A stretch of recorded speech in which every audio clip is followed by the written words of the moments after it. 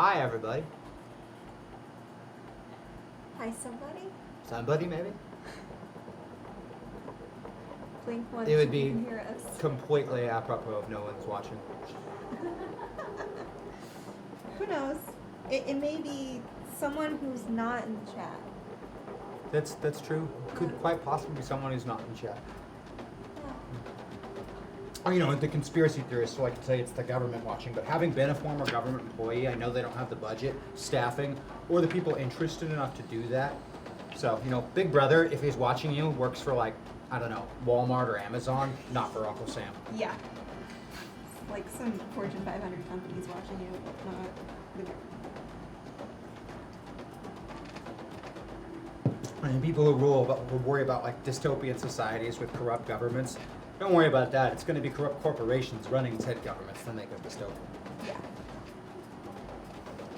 Alright, confirmed, stream's up. Hey, Yay! stream is up. Hello? Anybody? Hi, everybody, which is, Sharon and Madeline. It could be nobody, it's fine. We get to scream into the void.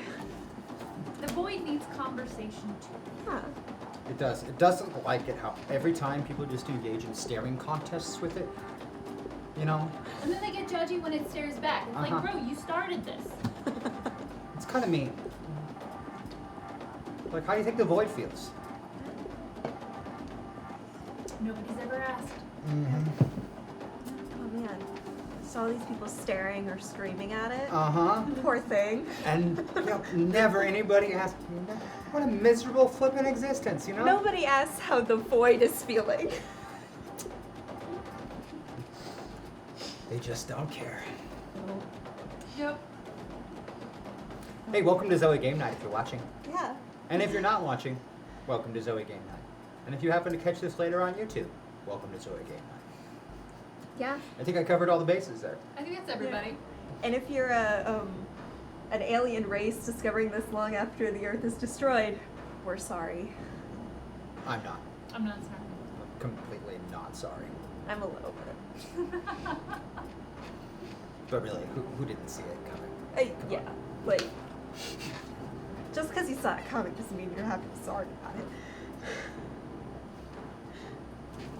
I've always found guilt rather useless. Yeah. Well, you're a robot.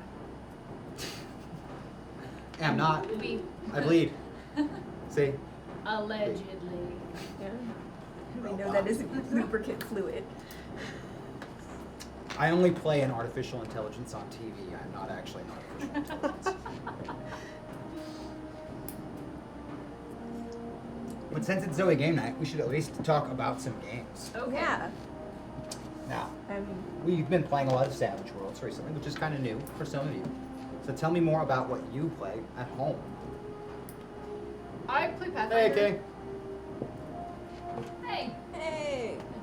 I play Pathfinder almost exclusively. I'm not opposed to other things. That's just kind of what my table does right now.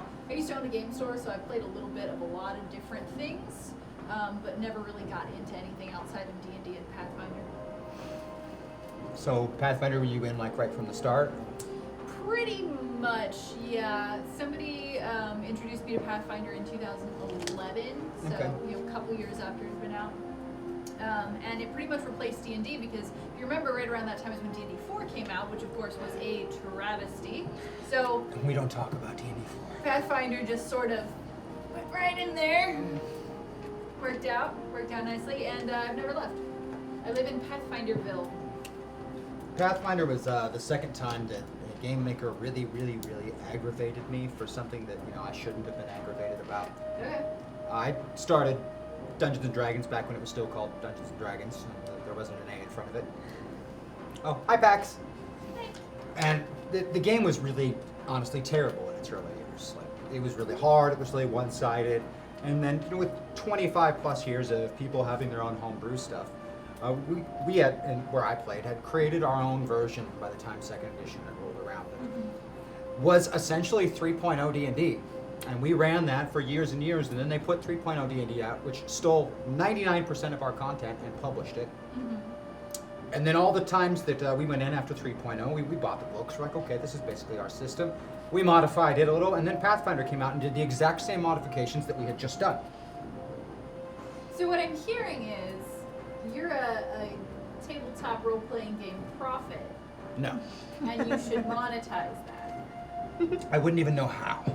I don't know. Get an Instagram account. Nostradices needs to be a thing. You can monetize Mostly I anything just with rip Instagram. apart every game system I come across and I find where it's broken. Yeah. Not just where it's broken in like the play aspect, but like all the little bits about it that are broken and don't give you a full immersive experience. I feel like everybody kind of goes through a phase of that. Some people obviously find a lot of value in that and never leave that phase. But after a couple of games or maybe a couple of different characters, you kind of start to see where the system's letting you down. And that, I feel, is where a lot of house rules come Yep. from, is trying Yeah. to sort of band-aid that over. Of course, some games are unfixable, D&D 4, but you can really make a lot of headway with house rules, I think. You know, D&D 4 would have been great adapted to a video game. It was basically Oh, wait. a board game. They did that. You're sure you're not a prophet? No, I'm really not. And you know, to be totally honest, as long as you're going to bring that up, I am not particularly fond of 5e. I don't like 5e. I love certain aspects of it. I love how it's bringing a lot of players into the game. I love the simplicity of it for them. To me, it's a hallmark, a throwback. 5e is basic D&D redone, and it's great for people who don't have a tremendous amount of tabletop experience. Yeah, it's like baby's first D&D. Yeah, I play at a 5e table right now, and I like the game, and I like the DM, and I like the group, and some of them are watching this stream, so I have to say that. But something I've noticed is that as we play, a lot of the characters play very samey. The only Mhm. differences in them is how we sort of exert our character upon the game, rather than the game facilitating our characterization. And I find that kind of frustrating. Well, that's kind of where I draw the line, the experienced players and the less so, or maybe not even necessarily the experienced players, it's about the immersive experience you want. A guy coming into 5e or a new player coming into 5e or even an experienced player who wants to just show up, plug and play, Yeah. great. I just like, you know, as Pathfinder ultimately 3.5 was great for it.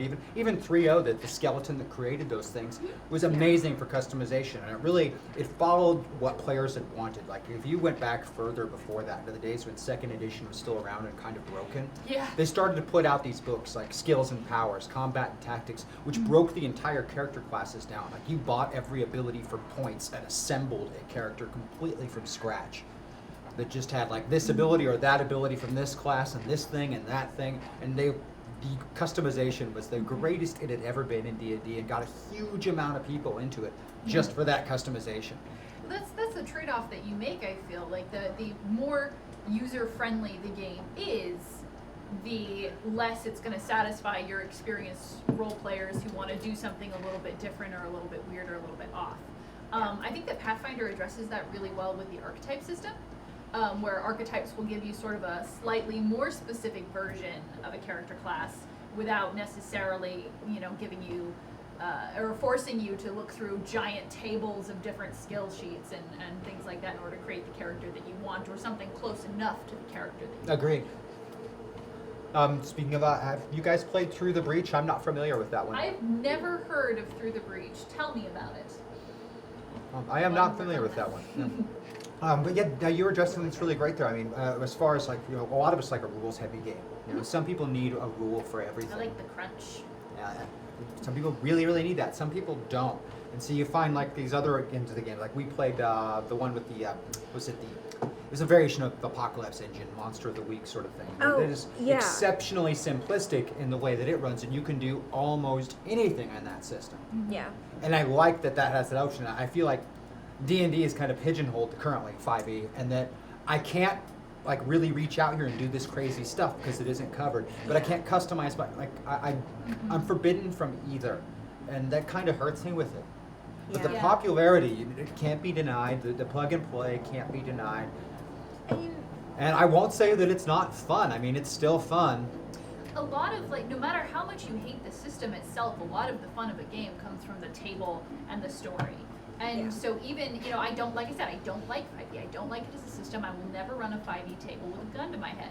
But I enjoy playing in the group that I have that runs 5e because of the group more than the game. Yeah. It would be better if we played Pathfinder, Tim.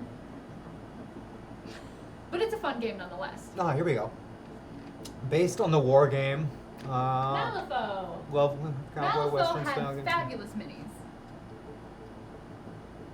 I might check that one out. I like that. Yeah. I feel like Mostly, I've heard you of got that. me at Lovecraft cowboy western. I'm kind of. That's all those Okay. things together. You got me sold. I mean, I'm totally down. That's my kind of gig. I want someone to run something like that because I want to play in that. Yeah. I want a gunslinger that shoots vampires. First Just thing. imagine like this giant sort of blunderbuss style gun, with Yeah. the horn end, and it Oh, shoots yeah. out this little bat that just goes and turns into like an old dude. Yeah. The first thing I thought was like actually shooting vampires rather than shooting at vampires. I was like a grenade, bandolier, but Weird. it's got little bats in it. They're all snuggled up. Oh, they're in like little They turn into capsules. bat burritos. Yeah. I like it. And what are your thoughts on how 2E is trying to approach 2E Pathfinder? That is. So, I have this issue with every time a game edits itself. In that I own $500 worth of Pathfinder 1E books, and I'm not rebuying all of that. Like, I haven't looked into Pathfinder 2E. I've heard some good things, I've heard some bad things, but at the end of the day, it doesn't matter because I really enjoy Pathfinder 1E. I think that any flaws that it has can easily be patched with house rules, and I don't want to remake that investment, that significant investment, when 1E is still doing its job for me. I've got nothing against it. I'm just not going to re-spend that money. Yeah. And that's a big impediment for a lot of people playing Yeah. all of these different games, is not wanting to spend that big investment of money. Yeah. And some people like to say that some of these game companies are predatory and going out to make that. But I don't really see it as necessarily predatory, as more as that they have an obligation to their stockholders and shareholders. They have an obligation to the company owner to try and make money. Yeah. Yeah, but on outside of that, outside of the business aspect, I mean, as someone who participates in the creation of things, I'm sure there's always things that you want to do better, and you have better ideas, and you want to improve and kind of build on that, and so all of those iterations can only go into splat books for so long. At some point, you have to fundamentally revamp the Rebuild. previous rule set, and I think that, with a game as successful as Pathfinder was, especially sliding into the niche that, D&D 3.75 should have been, it was kind of inevitable with that many people looking at it that they It were going was. to have more better ideas and improvements to make. There we are. Absolutely. You very much. Yeah. Very, very much. That is something that Paizo actually does really well, is that they distribute their material in PDF form, which is really helpful. Really weird if you're old school like me. It's something that I hated when I owned a game store. Because when I owned a game store, it hit my bottom line. But now that I don't own a game store anymore, it is amazing, and I love Paizo for that. It's a really odd thing for me. I am still getting adjusted to electronically reading things. I don't like it. I don't like it either. I like Is it- having physical books. It's better all around for everyone. But I'm old and I like my books. Yeah. I think that books are That really... eye strain, man. That's my biggest problem. I think that books are really valuable for when you don't know what you want. Like, you can browse a book. It's hard to browse a website. Websites are great for looking up a specific rule, or if you have something in mind, and it's really great to get, the current rules. Creating massive databases. Yes, and the searchability is extremely valuable, and I really like the website function for that. But there's really just nothing beats flipping through a book and seeing something cool and going, what can I do with that? Something you wouldn't have seen before because it wasn't what you were Because you looking were for. looking for it. Yeah. Yeah. And I do a lot of like big box kind of tabletop games. I don't really do a lot of kind of D&D Pathfinder style role playing games just because I am a loner, and like this is really the first like group gaming experience I've had outside of like immediate family. Because me and my sisters tried to do a D&D session like at Christmas, Thanksgiving, and kind of like stretch it out. And yeah, I can't play games with my sisters. They're too. Oh man, it's like the drunk friend and the mom friend like colliding, trying to play a board game with you, and it's terrible. If they're watching, I am so sorry, but I know they don't watch this. Some combinations are difficult to deal with. Yeah. Christian and I are a notorious pain in the ass to deal with when we're both players. Shocking. I'm shocked. This is my shocked face. I am always going to go off the map, every time. Yeah. Not in like an attempt to derail, but more in just my approach is always going to be something that you didn't think of. Well, you can't. You know, as a DM, no matter how much you prepare, somebody's going to come up with something that's going to seem really obvious in retrospect, and you got nothing for it. Or completely insane. Yeah. Yeah. But my oldest sister is really the games collector, just because she's got disposable income and Oh, Can- disposable Yep. income. That's what I was missing. can spend thousands of dollars on Sentinels of the Multiverse. Like, yeah, she's got an entire bookcase that is just dedicated to Sentinels, and she only plays cooperative games. Huh. Yeah, she will not play non-cooperative board games, and it's frustrating because I'm so tired of playing Pandemic. How? Like, when it's the only thing you ever play with anyone, Have you tried Pandemic Legacy? yes. Okay, well then I can't help you. That might be a question for you, Sharon. I'm not super familiar with Pathfinder's campaign setting because, while I went into the rule system when it came out, I never embraced their campaign setting. I have exclusively, as far as D&D goes, played in my own game world or Greyhawk. That's it. All the other game worlds I don't like. I didn't like. I played as a player in Eberron, Forgotten Realms, Dragonlance. Not a Right. fan of those places. In general, and I have the same problem with modules, I can't run a module to save my life because I can't keep that much pre-existing material in my head at a time. Okay. Whereas when I'm running a homebrew, I know where the blank spaces are, so I can make something up and fill that space. And so that's really convenient for me. And of course, it looks seamless on the player side, so, you know, behind the curtain. But as far as, you know, Galarian and their campaign setting goes, I don't mind it because it is a skeleton without a lot of meat on it. So you can really fill in a lot of the blank space that's there.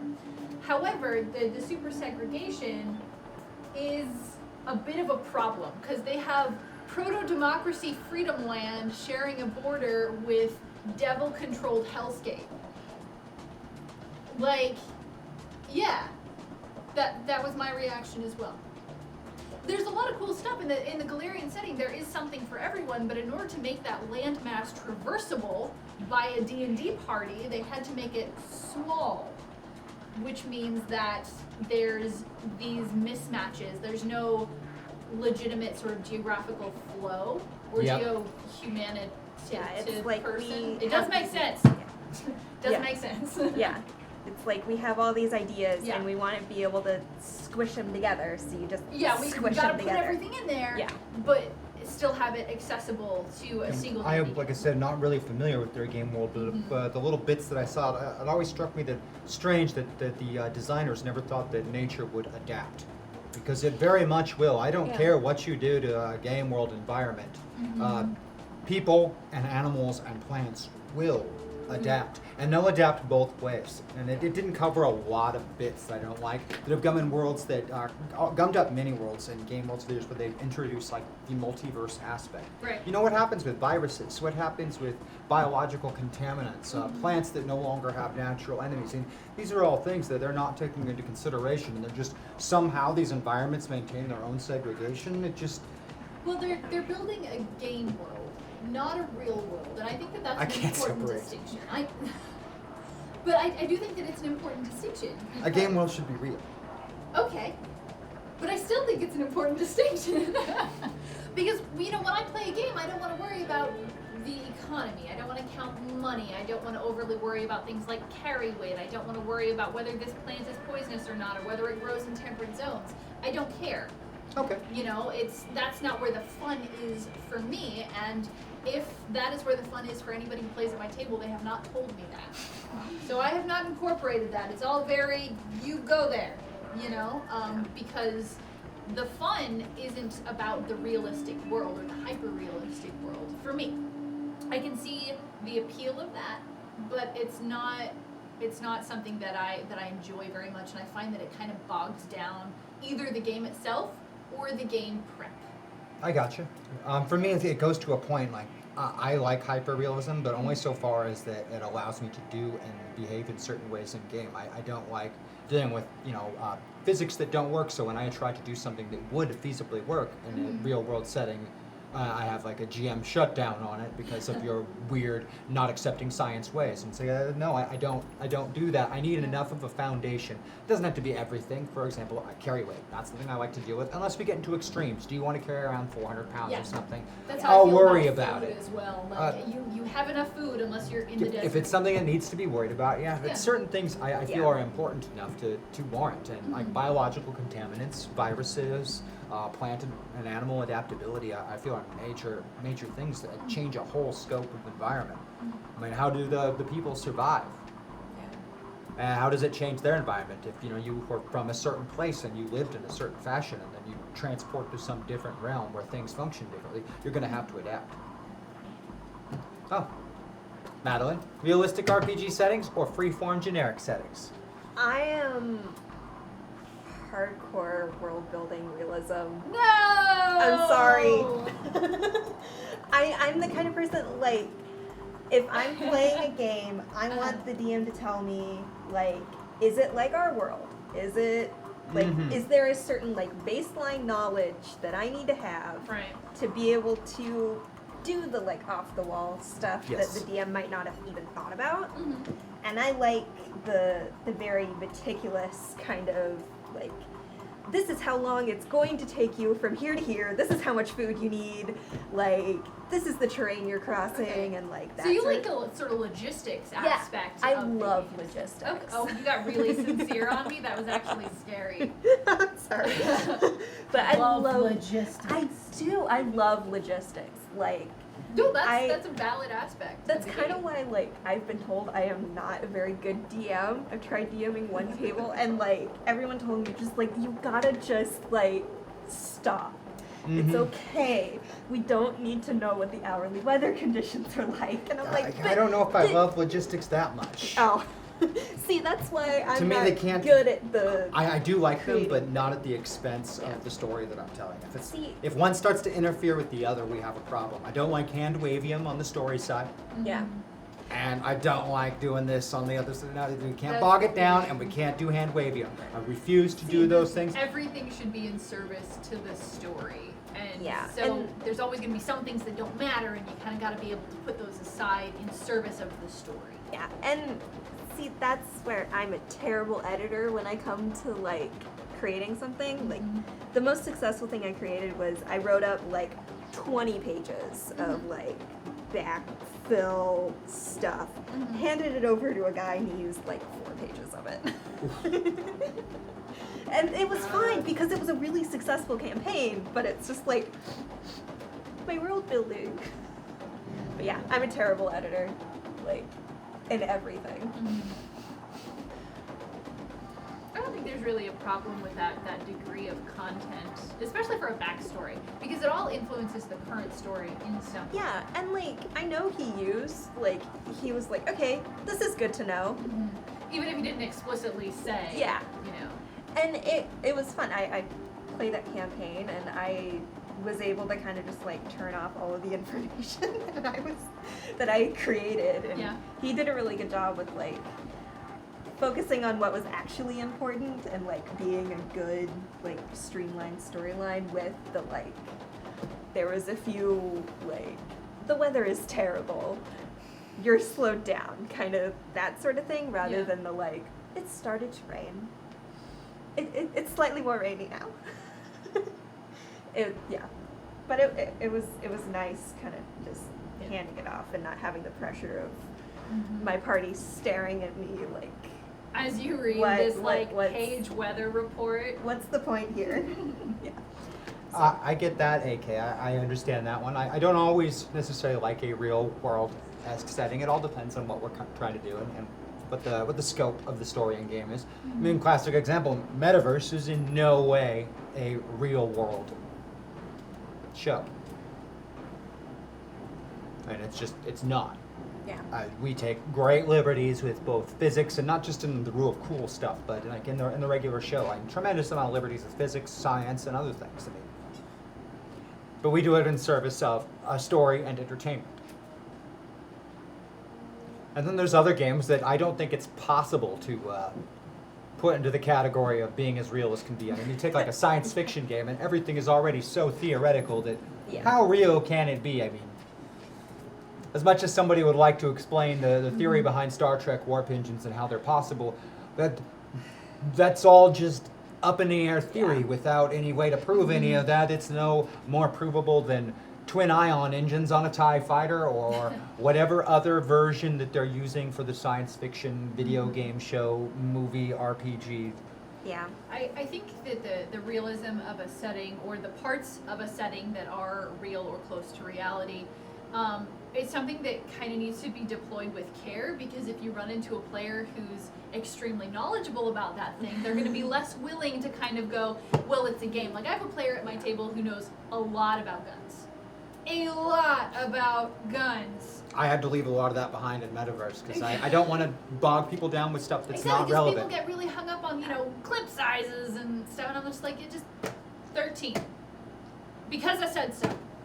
And It can be a 13-shot revolver. I don't care. yeah, and my enjoyment of an RPG isn't dependent on how real and in depth and whatever it is. It's just when I'm sitting down to create something, I will overthink every campaign I've ever been involved in, because I'm sitting there staring at my character sheet and okay, well, we're gonna do this and this and this, and it 5% of the time it may be relevant, but everything else, I'm whatever. I enjoy the realism, but I'm not gonna demand it from everything that I play. Most of the time, I can't. got to agree with you. There's a couple of times in my gaming history where I've been really upset by a lack of realism, only because there were things that directly defied things that I know to be true. Yeah. There was an incident years ago, I won't name the DM, involving zombies and then the combination of an oil fire that somebody tried to put out with water. And this person would not accept the fact that you, when you try to put out an oil fire or a grease fire with water, that this creates a large disaster. Instead, they continue to insist that this put out the fire on the flaming zombies. This really destroyed my ability to have fun in the game. Another great example of this from a more recent game, put in an effect that made it so it was completely darkness and our enemies could not see, yet they somehow knew exactly which direction to run to get out of the darkness the quickest. It's little things like that that bother me about the way a game functions. I need some, Yeah. When it's stuff I know, it's no. How do they know where the edge of that darkness is? No. And no, that's not how oil and water works in a fire. Yeah, when those things happen, it will just detract from my ability to have fun in the game, just because I know that's not how this shit works. Yeah. I get really hung up on rough terrain in games, because I recently had a DM at my 5e table who was like, these patches of land in the forest are super rough terrain. Normally rough terrain takes you two movement squares to get out of. This takes 4 movement squares to get out of. And I'm like, I volunteer with Pierce County Search and Rescue. I have been through the roughest terrain, and half speed's about right. That's about right. And I was really frustrated for a long time, because ultimately it doesn't matter. You know what? DM says it takes 4 squares to get out of it. At the end of the day, that's all it is. And it didn't end up even mattering. Nobody went into the super rough terrain. Therefore, nobody had to come out of the super rough terrain. But I was really, really hung up on that. Yeah. I understand that. And on the game mechanics side, I would approach that with, wait a minute, climbing for a normal character is quarter speed. So is this just an obstacle they have to climb over? And If that's the case, then I understand. Yeah, even just the verbiage just would have clicked better, I think. If it's just an obstacle you have to climb over, that would make more sense. Yeah. But the idea that there is enough dense underbrush to be. I'm sorry. I've been through the jungles. I've been in deserts. I've been on just about every kind of damn terrain there is on the planet. None of them require that to get through. The worst that you can ever deal with is really thick, heavy snow in the middle of a snowstorm with wind blowing in your face. And really, speed is really slow. the only thing that should really, really slow you down, like half speed, yes, but the thing that they never really have affect you in most of these games, wind. If you have ever tried to run into 70-mile-an-hour wind, you don't. No. You're on a treadmill. And if you try and stand in it, you're not going to. I mean, the weather often gets totally discounted in games, and that's been a bothering factor of me. I mean, everyone has had a high seas game at some point or another where there was a storm and there was a fight in the storm, and somehow you're able to fight normally. People are shooting arrows across the deck and throwing fireballs. Just like you shoot an arrow and just No. kind of. At that point, I go, it would be anti-fun to include the wind. And I just let it go. Yes, there's a storm, but it stops at 5 feet. It's See, I'm more perfectly along the calm lines of, over here. if we're in 25 and 30-foot swells and we're going to have a fight, let's make it absolute hell on everyone. Yeah. Yeah, no, that's fair. That is I think a fair approach. Honestly, I think that would be kind of fun, like having that sort of impairment in a fight. Like If you could make applying some that. kind of like knowledge or experience check to eliminate the wind effect on your projectiles, that'd be dope. Hit points is definitely a factor, I got to admit. The binary nature of conscious and unconscious and dead has always bothered me. It's like you're alive until you very suddenly are not. It's one, again, another great system for injury. You don't have hit points. I've always liked systems that avoid hit points, or better yet, a lot of the systems I like, that's it.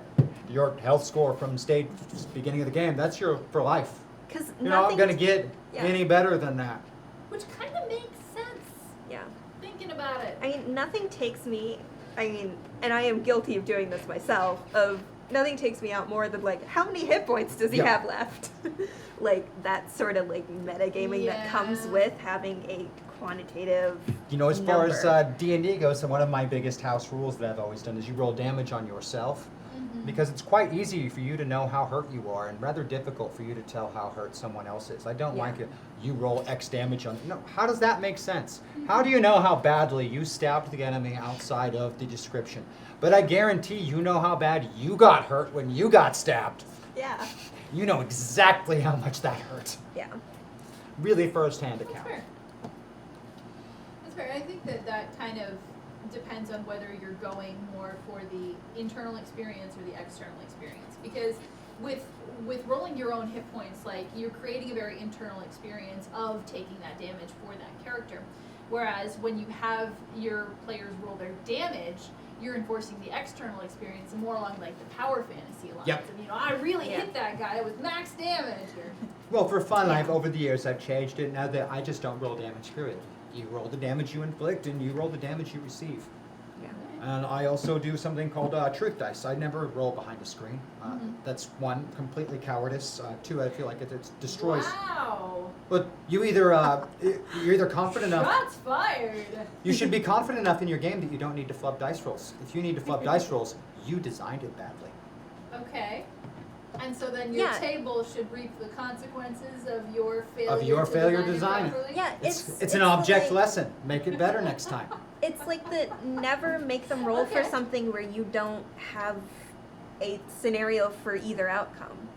That's fair. Yeah. That's fair. If you're gonna make them make a choice, they should make a choice. Yeah, like if you're gonna roll a dice, you should be prepared for no matter what the dice says. Oh, that's adorable. Nothing was worse of a culprit with that than 2nd edition Dungeons & Dragons, where guys could just get shot with hundreds and hundreds of arrows and keep on coming. Oh, man. But at the same time, you could also trip and fall and fail your save versus system And shot. just die and instantly. Instant die at level 1. Oh, man. Old Dungeons & Dragons was horrifyingly difficult. Mortality was around every single corner. It was both wonderful and terrifying at the same time. I retro played D&D 2 from D&D 3, so nobody told me that you get nothing for free. So I played an illiterate character because I didn't know you had to buy that. Yep, you get It nothing was for free. Fantastic. Oh yeah, the 3-0 and onward rogues at the D6s. That's not the rogue I was mostly familiar with. You go back a few editions, they function entirely differently and are way, way worse. People broke the game with the thief. It wasn't called a rogue in the old school. It was called the thief. And they completely broke the game with it. It was one of the characters that they had to change things for. And you go back in 1st and 2nd edition, and experience points were different for classes. A rogue leveled up twice as fast as anybody else. And everything you did was level dependent. And you weren't restricted to these finesse weapons like they do now, or has to be X-sized weapon, or works in this fashion weapon. If your rogue happened to be able to carry a 2-handed sword and you do a backstab, what's called a backstab, not a sneak attack in those days, it was just a multiplier added to it that was horrific. Oh, man. So, you corrupt the game enough and spend your points in the right areas and equip the right items, and it's just horribly game-breaking. You're backstabbing dragons and killing them. And the fighter who's 5 levels ahead of you and a lord of the land can't do anywhere near that. Nope. I'm going to agree with Aussie here. GM's responsible for the entertainment of the game.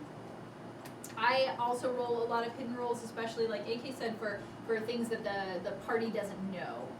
Other people's stealth rolls, other people's perception rolls. I also roll random dice when they're spending too long talking, and I want If them you to can't feel be aware of the anxious. dice rolls, I keep that hidden, but otherwise no. Like a combat roll, saving throws, those are truth dice. That's fair. Absolutely truth dice. And yeah, I mean, having the villain roll a natural 1 on that's freaking gold. And having the 20 happen, all that, it can be great to have those things happen. We played a game at Christian and Maggie's house fairly recently. 2 of them snuck into this compound of hobgoblins, and they were doing amazing, like sneaking past everything. They got on the roof of this building, and then as they're trying to get into the 2nd floor barn window, Maggie's getting dangled over the side, rolls a natural 1 on her stealth, and so as she's trying to pick the locks, all of her thieves tools fall out and rain on the heads of the guards standing down below. But I mean, moments like that really are what make games memorable. Beautiful. Oh, Yeah, yeah. I love that. Yeah. Like, when I can't roll a single thing to save my life and end up with a character named Lucky, that was so unlucky. So that would be irony. Yep. And of course, I wasn't the one that named the character, so. Character nicknames. Yeah. Those definitely happen. Like, I failed every single one of those rolls. I was watching. Yeah. I could not make a single. You bring You up a really good have point that. there about that, but also if that they still wouldn't you know fighting someone if they were hitting you easily that they're probably pretty good, or if they hit you really hard that they're probably pretty strong. I mean, ability scores and skill levels aren't things that should necessarily be completely hidden from players. I don't know how many fights you've been into in your life or how many competitive things you've ever been into your life, but when somebody's good at something, it's usually pretty easy to tell that they're good at something. Yeah. Especially when you're also doing that thing. Yes. Like, and that's something that I always have to sideline when it comes to fighting, is that because that's part of the things that I know a lot about. So I gotta kind of put that away in service of the game, because things like that are super obvious. If somebody is so much better than you in a fight, you will know right away. About the first second and a half. Right? And it's very clear, and there's no talking your way out of that. And, that's something that the game doesn't really address. And so it's something that I just sort of put in the, Sharon knowledge bubble, and I let it float away for the game.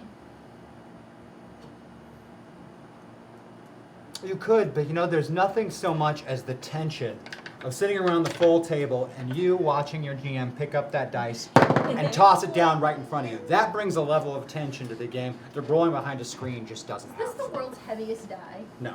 No, No. it just sounds like the world's heaviest die. It's part of his intimidation. That is authoritative. Yeah. This is a roll of purpose. That's effing scary. It's a 1, but it was a purposeful 1. Yeah. It's like, that's scary. Yeah. Like, you see him kind of like playing with it and his like, yeah. No, I just roll random dice behind the screen when they spend too much time talking, and I want them to feel nervous. Oh, I pick up dice and roll them all the time for no reason.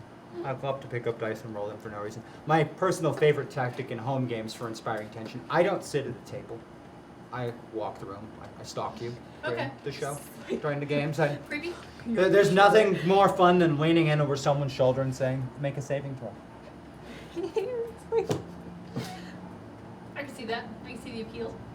My dining room's very small, though. Yeah. Plus, I hate sitting.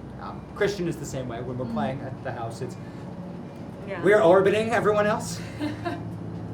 Fair. Yeah.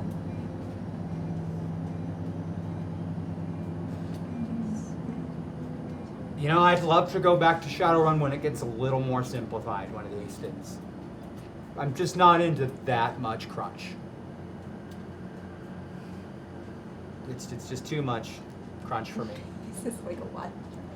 I think when it comes to determining other people's skills and abilities, like you can see it really easily when they do the thing. Because you're right, Yeah. there are tiny little people who are incredibly strong, and there are huge dudes who are weird and quick and agile, and that's something that you don't know by looking at them when they're not doing anything. But when they're Doing the action, thing, Yeah, which is the dice right. roll.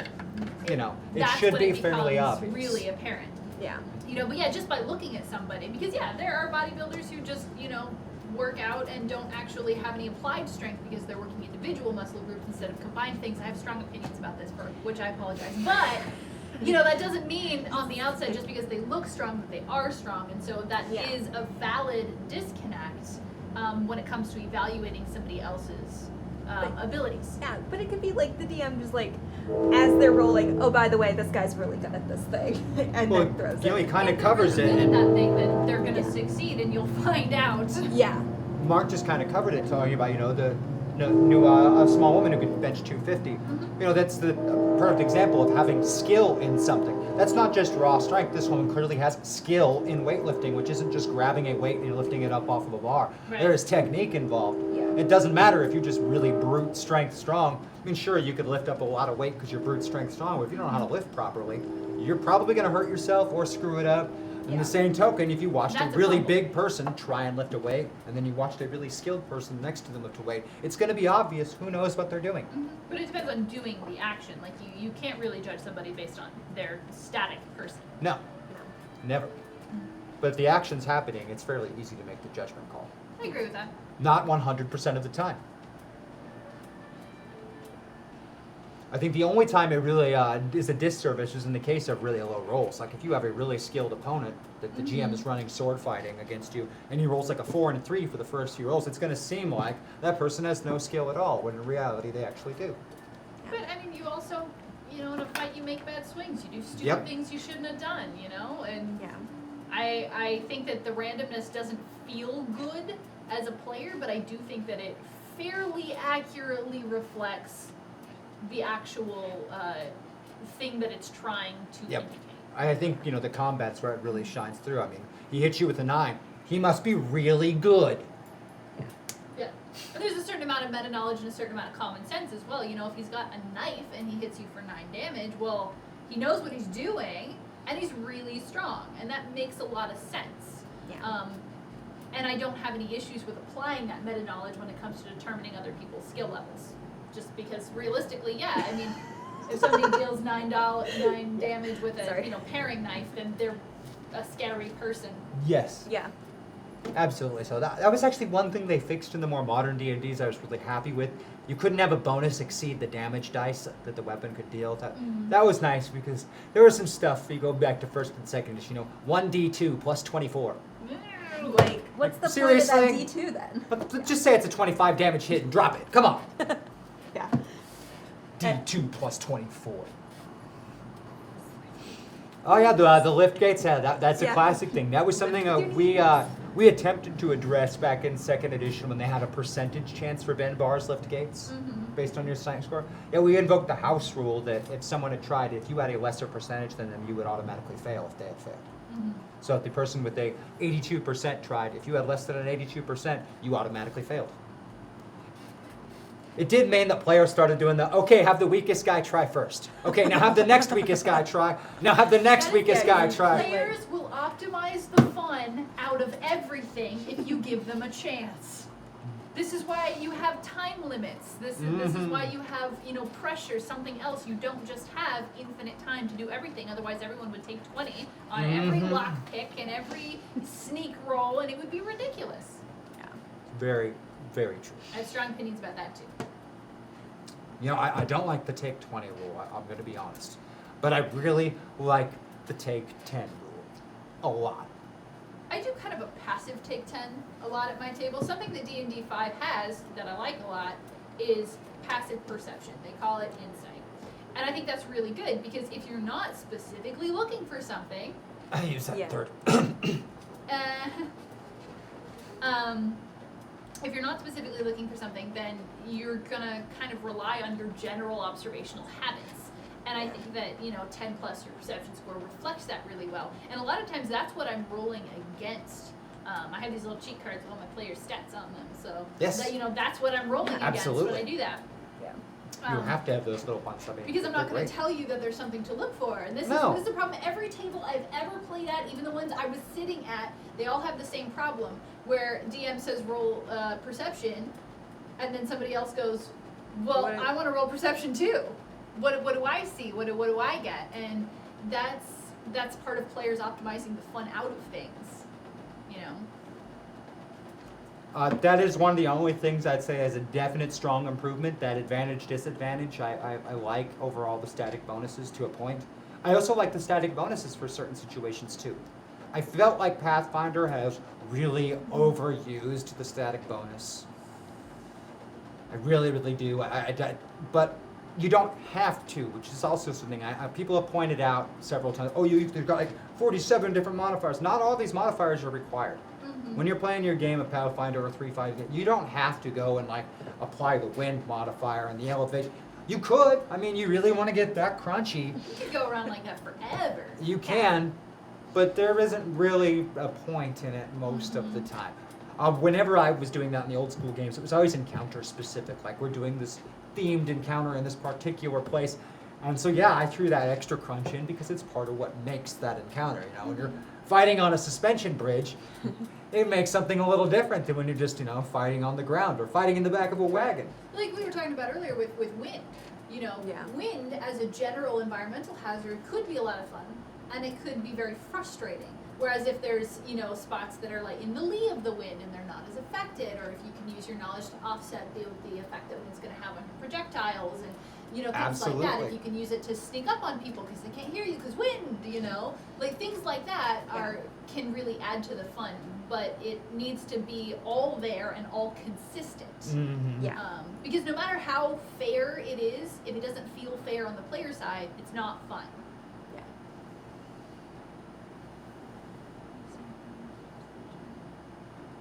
Yeah, I don't like advantage, disadvantage in 5e either. It's just, first of all, it's really easy to get, and it's part of that sameness of all the character classes.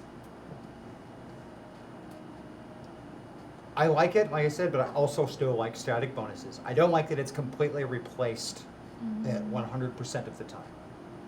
I like that it's replaced it in certain game mechanic aspects. Like, I like the advantage when you're flanking an opponent as opposed to flanking modifiers.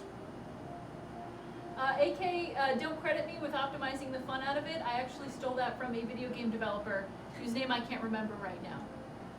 So, I'm not that clever, but thank you.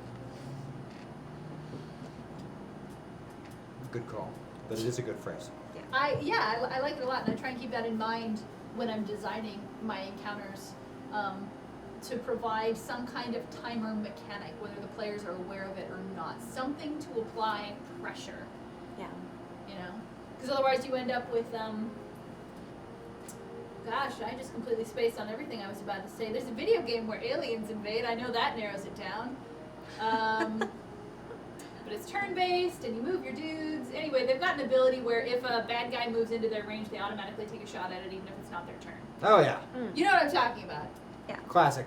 Yeah, and so obviously it's been called many things. It's been called Overwatch. It's been called a lot of things. The safest way to play that game is to move and use that ability every single time. Which eliminates the whole strategy aspect of it. So you have to apply some pressure somewhere. It's a good call. Yeah, XCOM. Yeah, I never did that one. I'm not a fan of turn-based. If I'm doing turn-based, we're playing at a table with players. And Otherwise, I don't play video games. Yeah, if a video game, it's got to be real time. What is your favorite twist moment during an RPG? Upcoming and therefore secret. Nice. But it's gonna be great. I don't know, not all that dramatic, but just, it stuck with me because it's from, the third grade from a year we won't say because I don't like going into how ancient I am. Alright. But it was a wonderful game of 2nd edition Dungeons and Dragons. Back It stuck in with me. 1842. It stuck with me for a long, long time.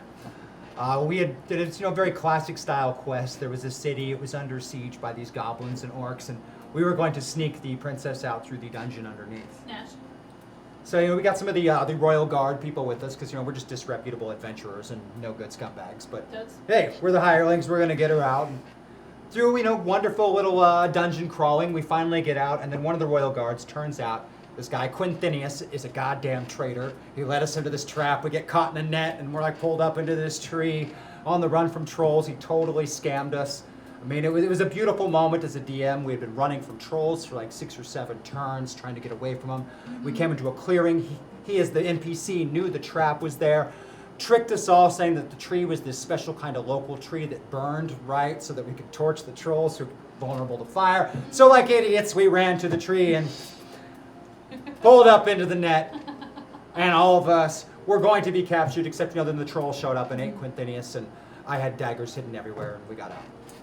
Those are my favorite DM moments, though, where you put out all the pieces and they pick them up and they put them together and you just get to be like, yes, follow my breadcrumbs, minions. It's a wonderful feeling.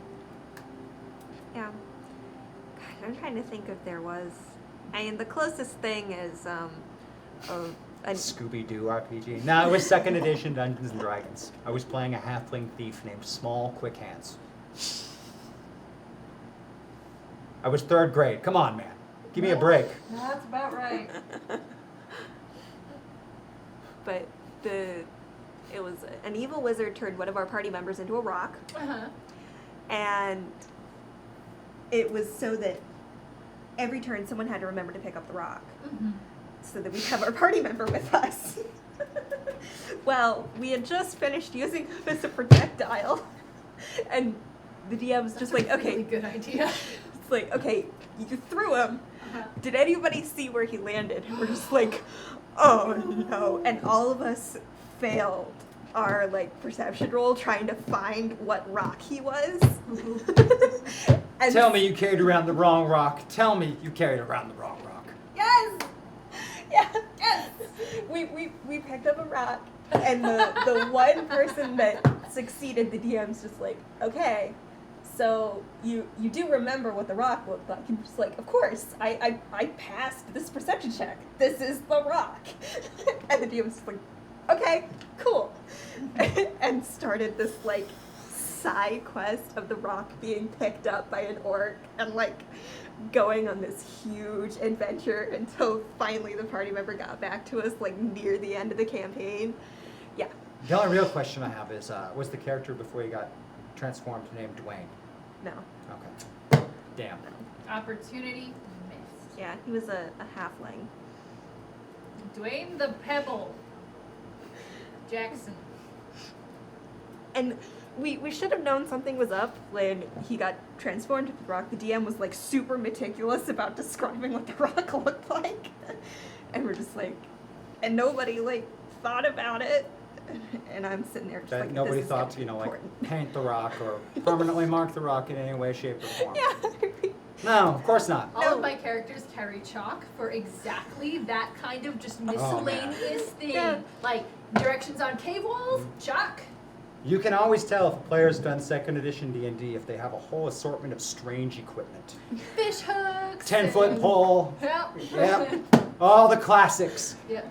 And you also know that they at one point had a very mean DM. Yep, it's a rite of passage. If you haven't had a mean DM, then you're gonna get one eventually, and it's gonna be bad for you. I played in a game once. This was a long time ago. But I played in a game once with a character who insisted that he carried with him everywhere 200 feet of ship's rope. Jesus, that weighs a ton. Oh my god. Did he end up having to use it? He tried. And the whole session just devolved into, how are you carrying that? Like, are you just mummy wrapped in ship's rope? Are you secretly just titanically strong and nobody knew because you're carrying around 100 pounds of ship's rope? Oh, hey, I mean, if he's got 200 feet of ship's He rope. specified ship's rope, not like line. I mean, Ship's rope. when all you got ship rope, all your problem looks like something you need ship rope for.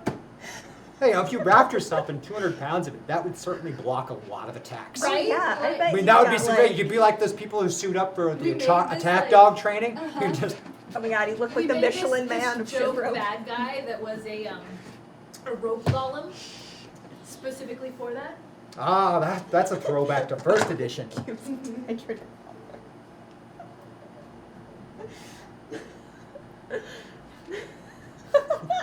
Did you? No, I can't. No, it makes perfect sense. You add water and then Water. Just add water. yep. Can't beat that with a stick, man. It's so convenient. Do you want to buy a bridge in Brooklyn I got for sale? Like a cable stretcher. Yeah, it's right next to the left-handed plates.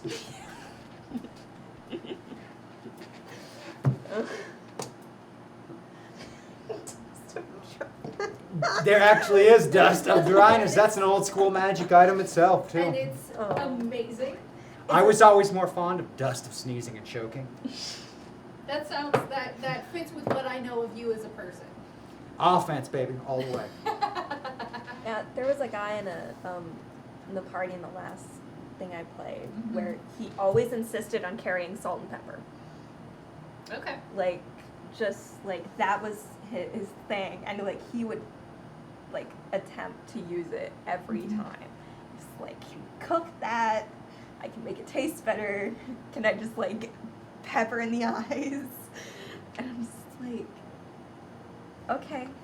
In second edition, I had a character carry a star and East around forever until we were being chased by guys who use dogs, and then I had to explain to them how if you grind it up, it will actually throw the dogs off the scent. They can't track you. Works perfectly. So Bryce has a recurring character that he likes to play that is a chef. And at one point, like 10 years ago, 142.5 pounds. That's like Thanks, 3 suits of plate mail according to Right? D&D rules, which plate mail weighs fucking a lot more than that. just the cubic space of that is crazy Yeah, town. like I'm just trying to like think about like how I've been thinking about this for kept it in hammer space. 9 years now, and it still doesn't make sense. So just put it in the bubble, just let it. Okay, there needs to be like Mythbusters, but for D&D. Yeah, I agree.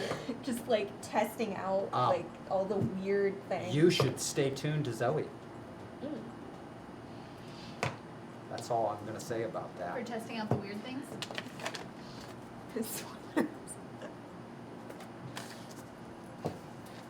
Okay.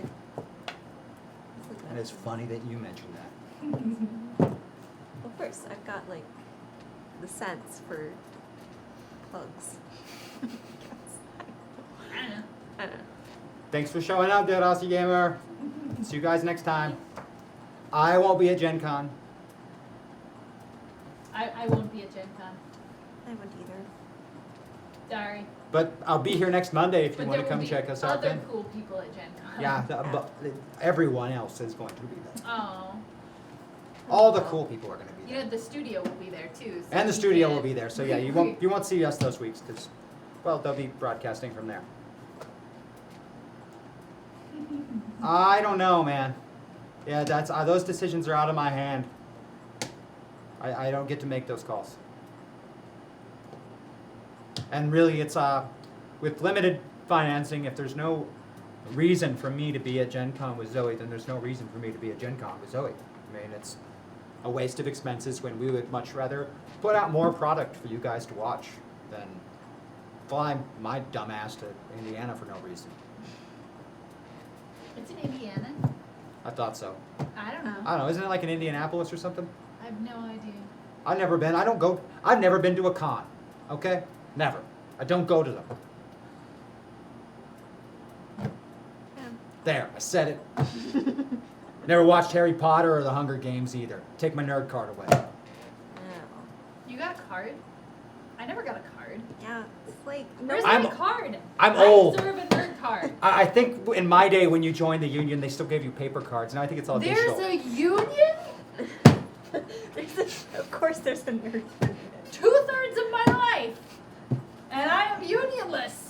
Hey, nobody took my card for not playing video games, so I think you're safe for any.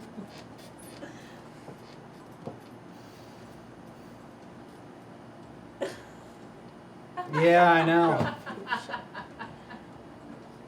Oh well. It just didn't really interest me. The concept of teaching children magic is insane. It's fraught. Considering they've got like 12 teachers in that whole school and like 500 students. And the Hunger Games, I won't even go into the numerous reasons why I will not touch that. They're about as realistic as Mad Max. The concept of teaching children anything is insane. Yeah. I Yeah. tend to put children in the same category as dwarves, elves, sprites, and fairies, fictional characters. So They don't exist. how do you explain them then? They don't exist. We pop out of the ground fully formed like Yep. daisies. Yep, just like Borks.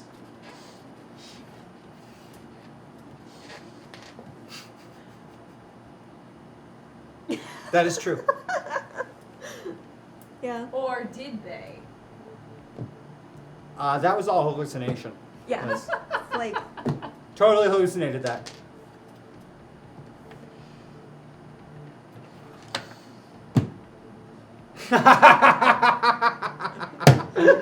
My job is running games for kids, and I place them in the same category as Pathfinder goblins. I love that. Children are as real as Kender. Yeah. Yeah.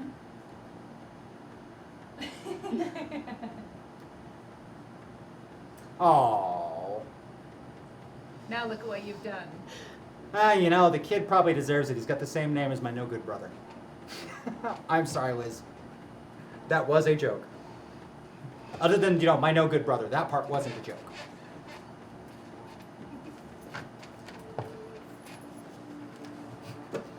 Which I know isn't watching. But probably good. yeah, I think it's No, safe. actually, Liz has great kids. Well, Liz is a great person, so that makes sense. And she's going to come back and visit us again, right?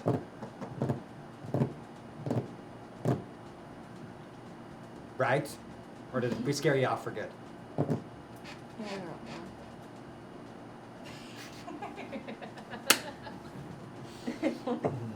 If only. If only.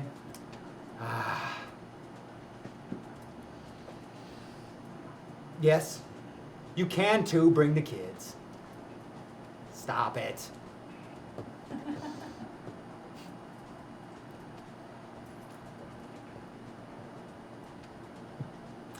No, well, Peter is a good, solid name. Just because my brother is a terrible person doesn't make it a bad name. Well, good. I'll add it to my list. I have a list of things I'm going to name people. I don't like. What makes a good name? See? You know, I don't know. See? It is 100% your associations with that name. Yeah. That's what makes it a good name. It's just like I don't like the name Matt, but that's because I've met so many annoying Matts. See? Yeah. That's how it is. My roommate has a thing against guys named Mike. Okay. No. Apparently every Mike is a duty head. I I don't know.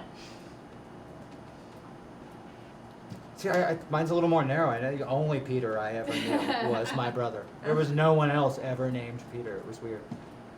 You know, besides characters in books and movies and TV, but real people. Interesting.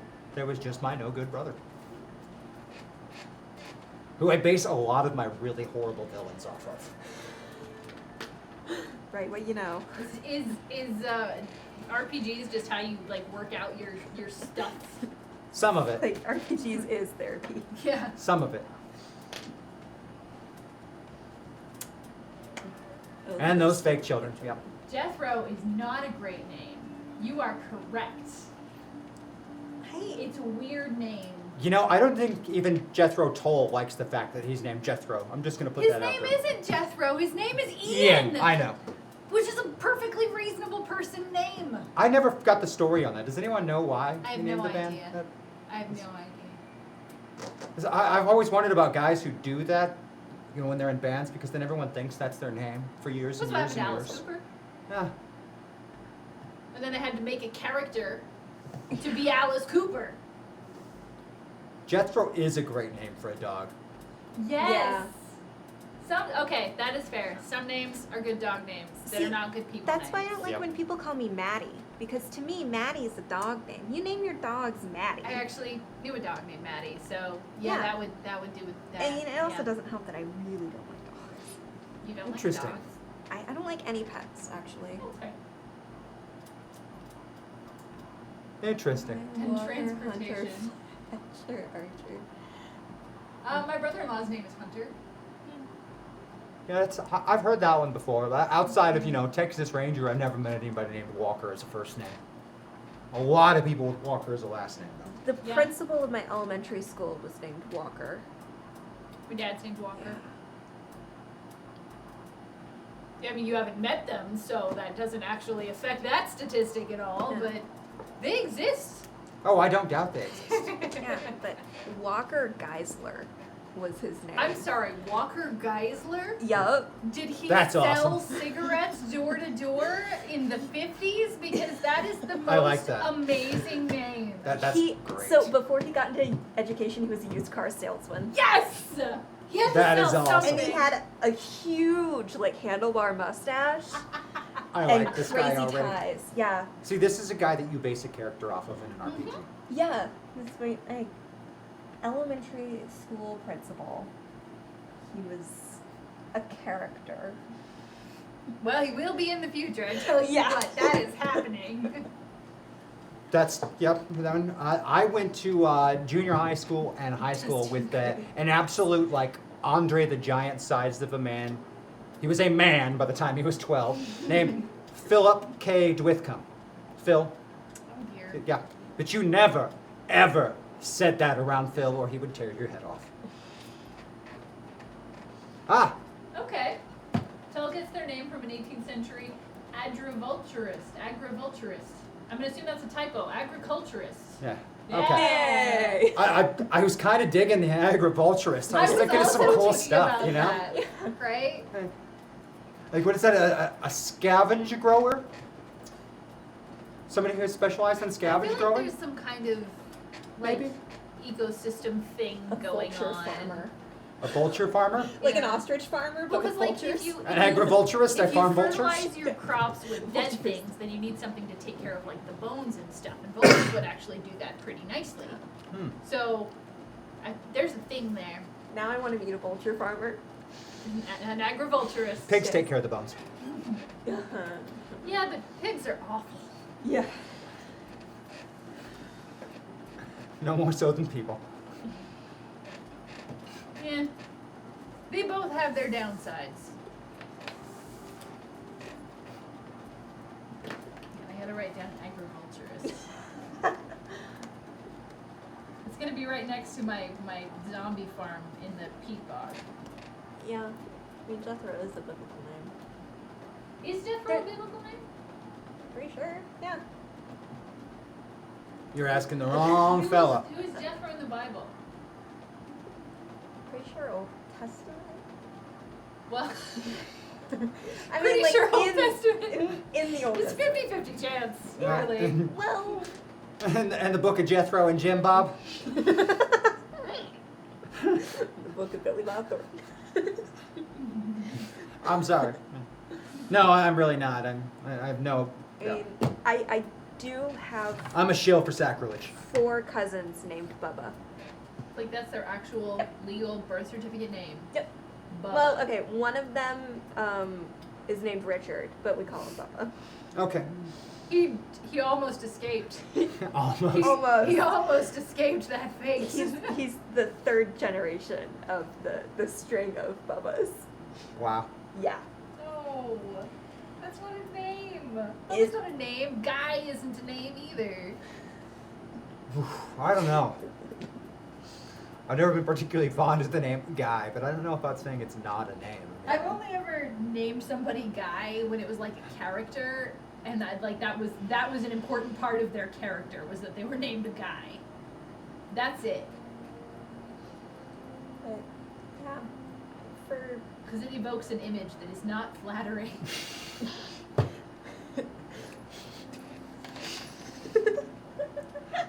I'm not gonna ask.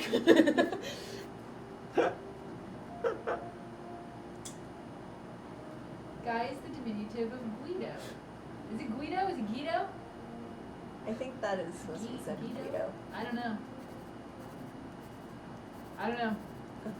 English pronounces all of the vowels except for when we don't, so there's no way to know. Yeah. With the weird G names, I've always There we wondered. go. Thank Thanks. you. Yeah. Phonetics. Is that like? Never mind. I'm not gonna. No. No.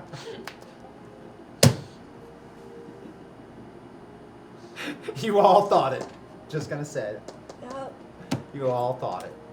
Yeah. On the topic of names of Guy, I really want the T-shirt that's Dungeons and Dragons and Dinings and Drives, Oh yeah. like They with make the fun of him. dragon with the Yeah. the bleached spike or the frosted tips. That's With what it's the- called. Yep. With Yeah. the You know, I kind of feel bad for that fella. oh, I do. kinda I do Somebody too. told But it's me that like, was a character he put on, and Yep. now he's just kind of Stuck with oh it. yeah. Yep. And Yeah. that's the worst. That's the worst. Especially, it's probably a character he didn't even want to play. Because every time that happens, that I know of in Hollywood history, where it's always some they just Yeah. Really, you chose this person? Now I'm stuck being in this for life. I mean, Pee Wee Herman, perfect example. He hated playing that character. When Hated. the first guy, Steve on Blue's Clues. Yep. Yeah. Hated. He doesn't necessarily hate it anymore because it started getting him dates. Like he tells a really great story about how he started dating a girl because she grew up watching him on Yeah, that's what I thought of, and that's deplorable. I can't think of that as being. That is. Yeah. Wow, that is horrible.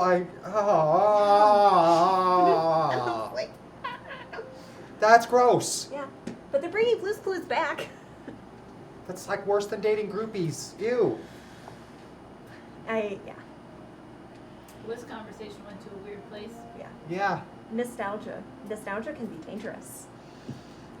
Let's steer away from that. It's time Yeah. to talk about games. Yeah. Let's go back to some games, shall we? I love dice games.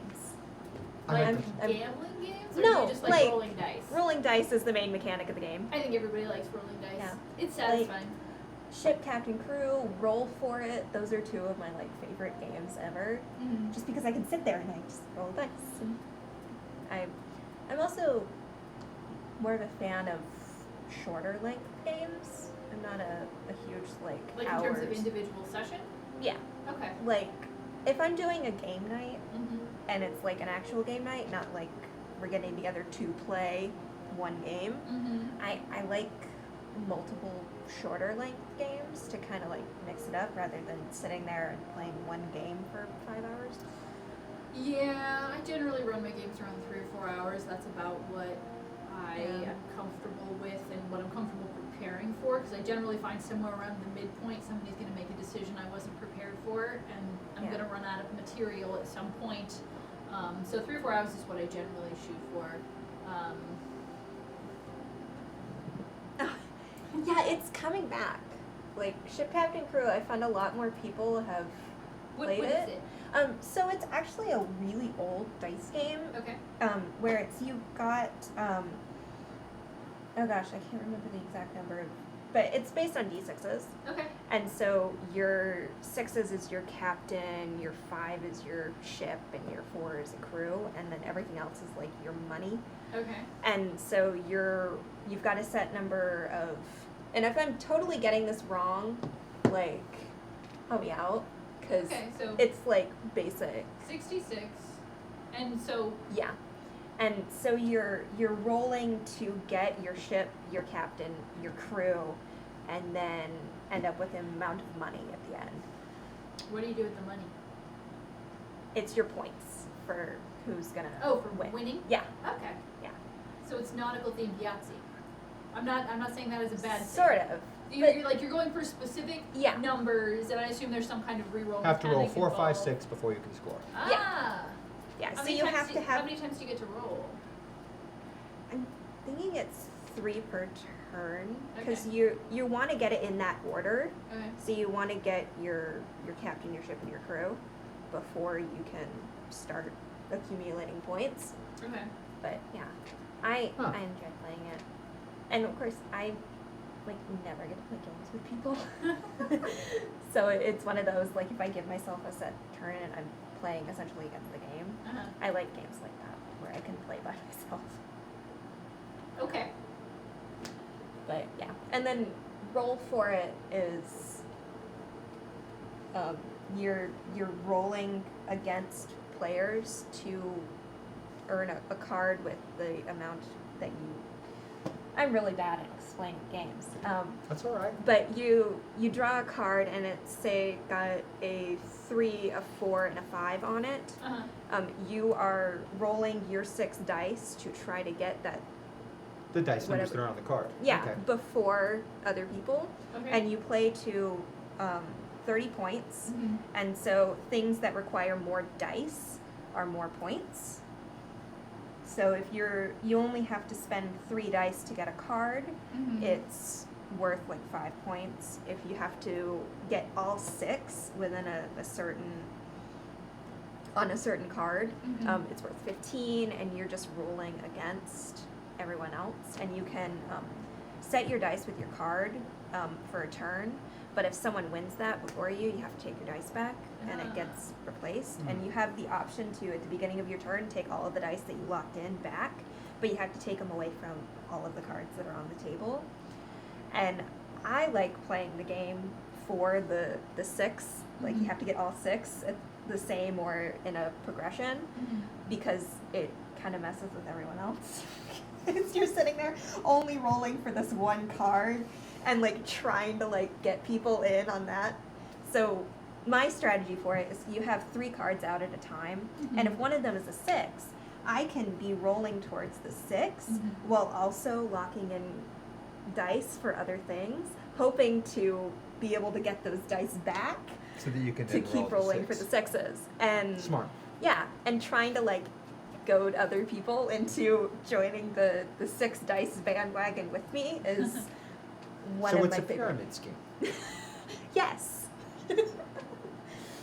But I just enjoy like simple, quick games like that, Mhm. just because I can have a lot of fun just with like how quick it goes, and I'm not locked into sitting here trying to figure out like my next 15 moves based on like what other people are doing. Gotcha. Yeah. See, I'm on that end of the Oh, game the like. spectrum.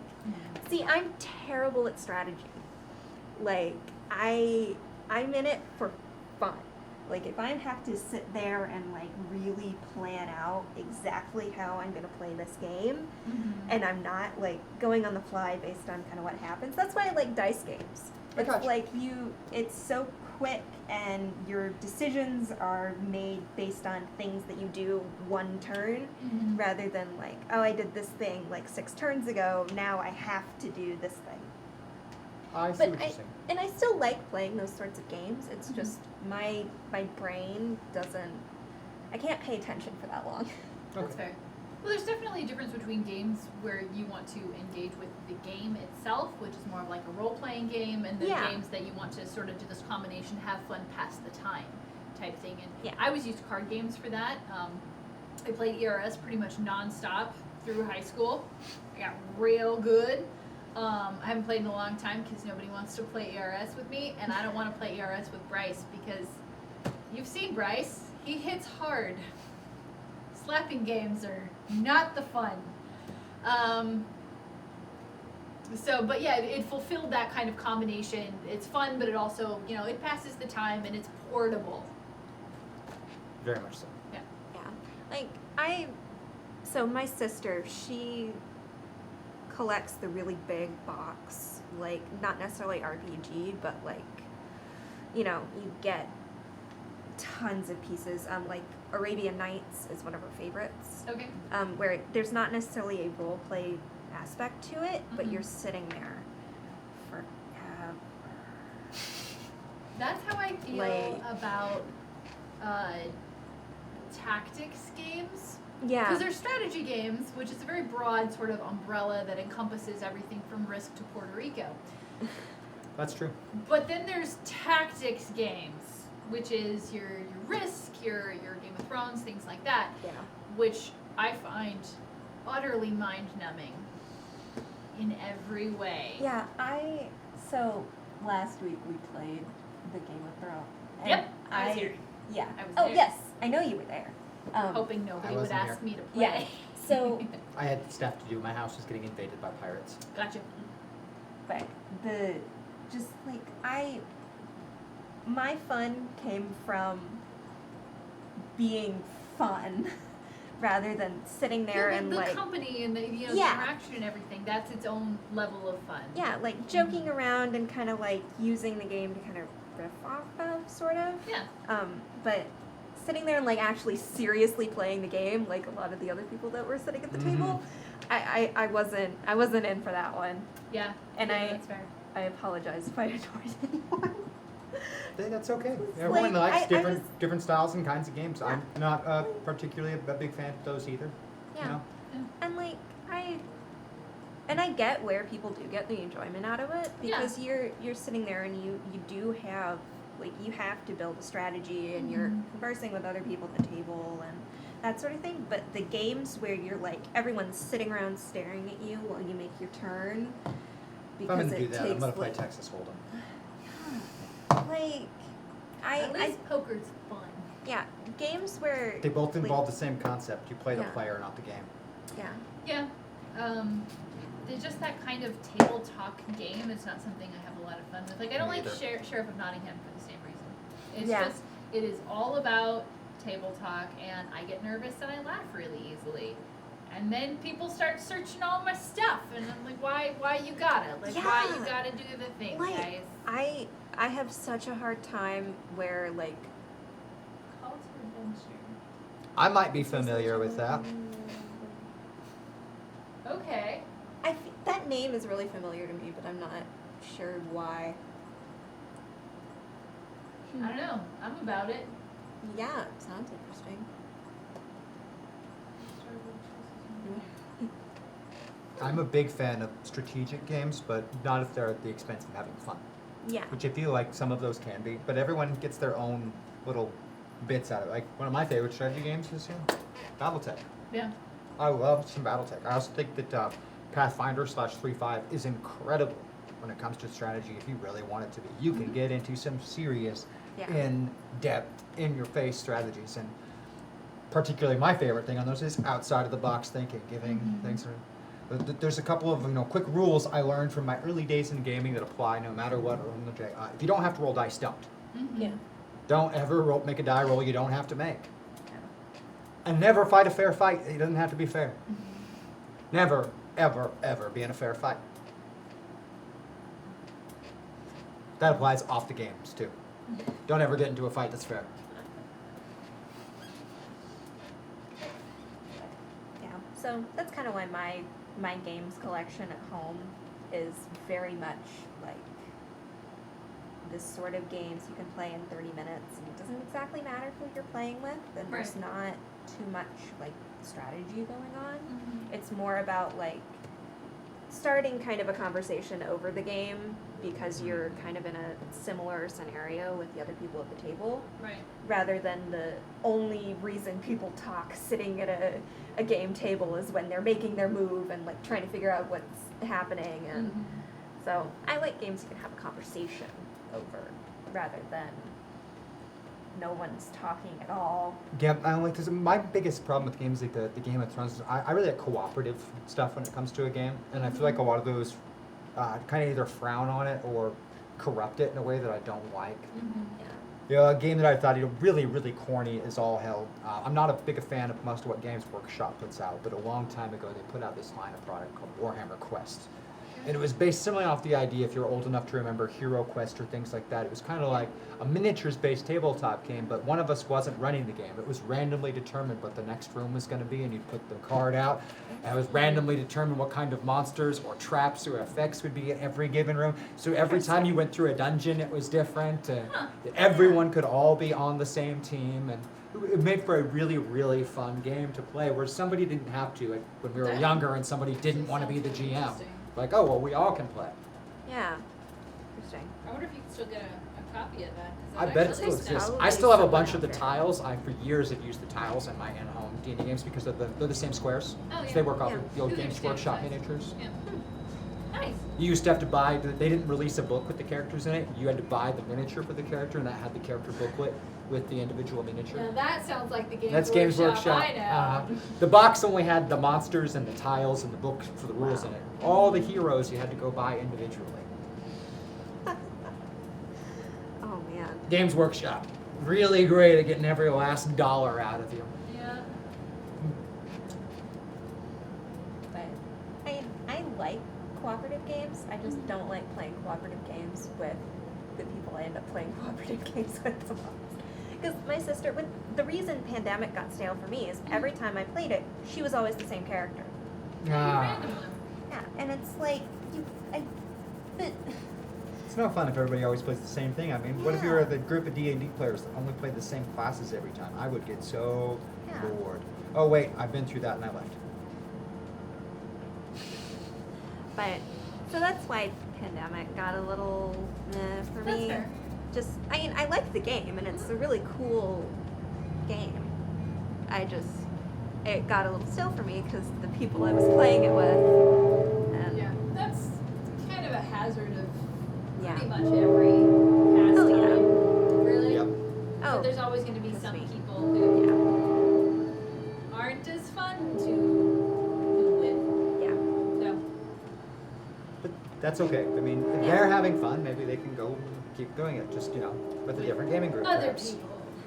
Yeah, just like she's got her fiance to play with now. And it's being that dynamic, gaming groups can be a serious hazard to navigate. Yeah. I mean, some of us are really, really particular about who we game with. Honestly, at this point in my gaming time, if it's not going to be fun for me, I don't want to do it. Yep. Yeah. I'm out. You Like, know? what's the point of sitting down and spending your time doing this thing if you're not gonna have fun? Exactly. So like if I don't like you as a person, I'm not gonna like you any better just because you happen to be sitting at the table, So Yeah. then I don't want to game with you. Yep. The general you, nobody specific. You're all awesome. Clarify. Yeah, like there's I have my doubts, but we'll go with that. yeah, there's some people No, I that love like you all. I like them as a person, but the way they play games is like so Yes. oh my gosh. Like there was this one guy that I brought him into a friend group Mm-hmm. by mistake, should not have. But because he knew me Uh-huh. better than everyone else at the table, he would always focus everything on me. And I'm like, dude, you can't do this. You're Mhm. breaking the game and it's not fun Ruining for it me for other anymore. Yeah, Like 'cause you don't play games to babysit somebody else. yeah, You like know? I'm not gonna sit there and like try to and that was kind of annoying. But then a lot of these games are also really big and complicated, and so when you're the Yeah. new person, you kind of need that buddy that you can ask questions Yeah. to and and participate in a slightly more comfortable, smaller zone rather than the whole table of almost perfect strangers. yeah, and like not here. Like, the person I'm sitting next to is like, what's going on? But I'm not gonna focus all of my energy and attacks at them. Yep. Because I know them. Yeah. And it's like, and he told me, he's like, but I don't want to like make anyone else angry at me. And I'm like, you're making me angry at you. Like, but yeah. Yeah, that's a comfort thing, and there's ways to ease players into even complicated games. Yeah. Restricting source material is a really common one that I use in Pathfinder.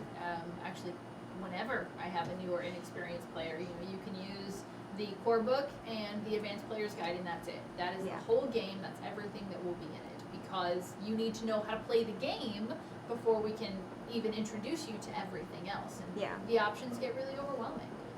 And it's really easy to cling to what you do know in that case. This is why I always call it baby's first character. Everybody plays as like an elf or a half-elf ranger in their first D&D or D&D-like game. Interesting. Because that's kind of the D&D archetype that they think of, right? You think of fantasy classic, Lord of the Rings. Tolkien. So what you're gonna play? You're gonna play a dwarf fighter. You're gonna play an elf or a half-elf ranger, and that's it. I've seen a couple of halfling thieves, but that is everybody's first character is one of those things. Things were a little weirder when I started playing. For example, elf, dwarf, and halfling were a race and a class when I started playing. You didn't get to pick a class. If you played a halfling, you were a halfling. But like we said earlier, you also started playing back in 1842. Yes, something like that. So my first character. My first character was a human, just because I didn't like the concept when I read the rules the first time of what I can't be a dwarf and be something else that I'm not going to be. I didn't like that because I really wanted to play a thief, and so you had to be a human in basic D&D if you wanted to play a thief. Because humans are scumbags. And just they weren't classes for the others. It was a really awkward, strange system. Where in reality, if I had taken a lot of time to study the rules, I would have seen that the halfling essentially had all the thief abilities. It just didn't have the class name. It just didn't have the class name. Yeah. And the dwarf was essentially a fighter. It just didn't have the class name. And the elf was just a combination of fighter and wizard for players who wanted to have to earn a tremendous amount of experience points to level up. Because that elf required double everyone else's experience points to get a level. Yeah. Every level. It wasn't like OG D&D was not a role-playing game so much as it was a combat simulator. And the combat was fine. It was pretty good for what it was, having to create most of it from scratch / from chainmail. But as a role-playing game, it really had some growing to do. Oh, massive amounts. Yeah. But it did, and did it in spades for the longest time. Yeah, I mean, there's a reason that D&D is kind of genericized into tabletop games. Like, people talk about role-play games, they talk about D&D. Yeah, and I mean, I do it. I have a D&D game. I don't have a D&D game. I have a Pathfinder game. Yeah. But it's like, Kleenex and styrofoam. Yeah. Didn't they not introduce gnomes until the master set? I don't recall them being in the black and white box. Where you had to mark your own numbers on the dice because they didn't come pre-marked. Ooh. That's the deep lore right there. Come on, just say it. Back in my day, just say it. Nope. Back in the day, when James was RPG archaeology. We had to whittle our own dice. The paper die. See, I learned about the paper die from people who spent a long period of time in incarceration, where D&D is actually really, really popular, but you have to make your dice from toilet paper. Well, you can't have anything. Yeah. And can't have hardbound books either. Nope.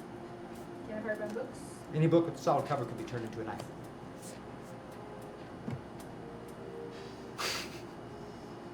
It takes effort, but it can be done. Something else I have a lot of opinions about that are not appropriate for today.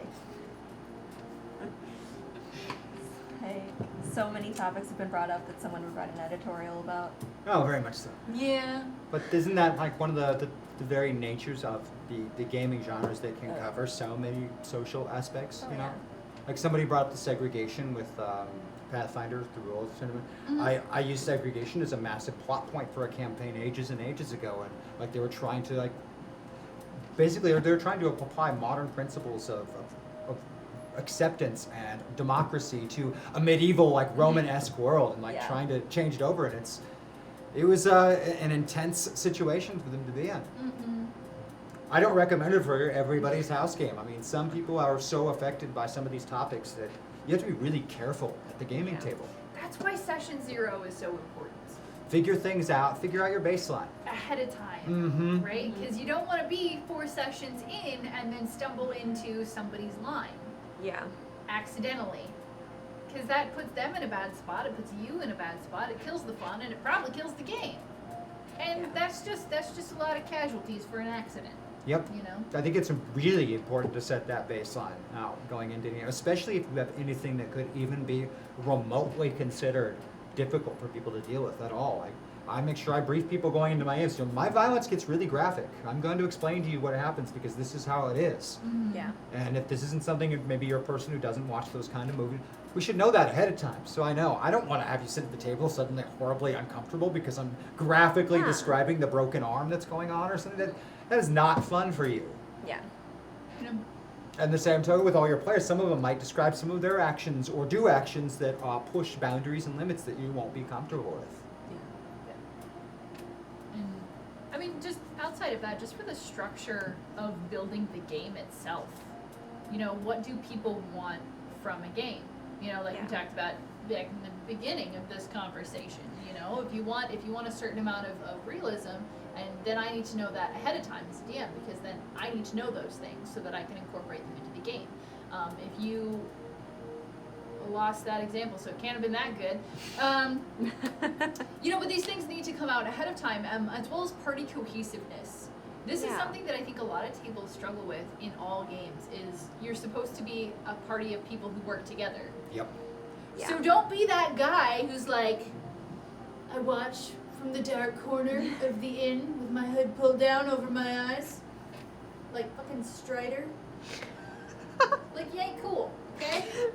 It's like that Strider character's been done with like every single D&D Every campaign single game. ever.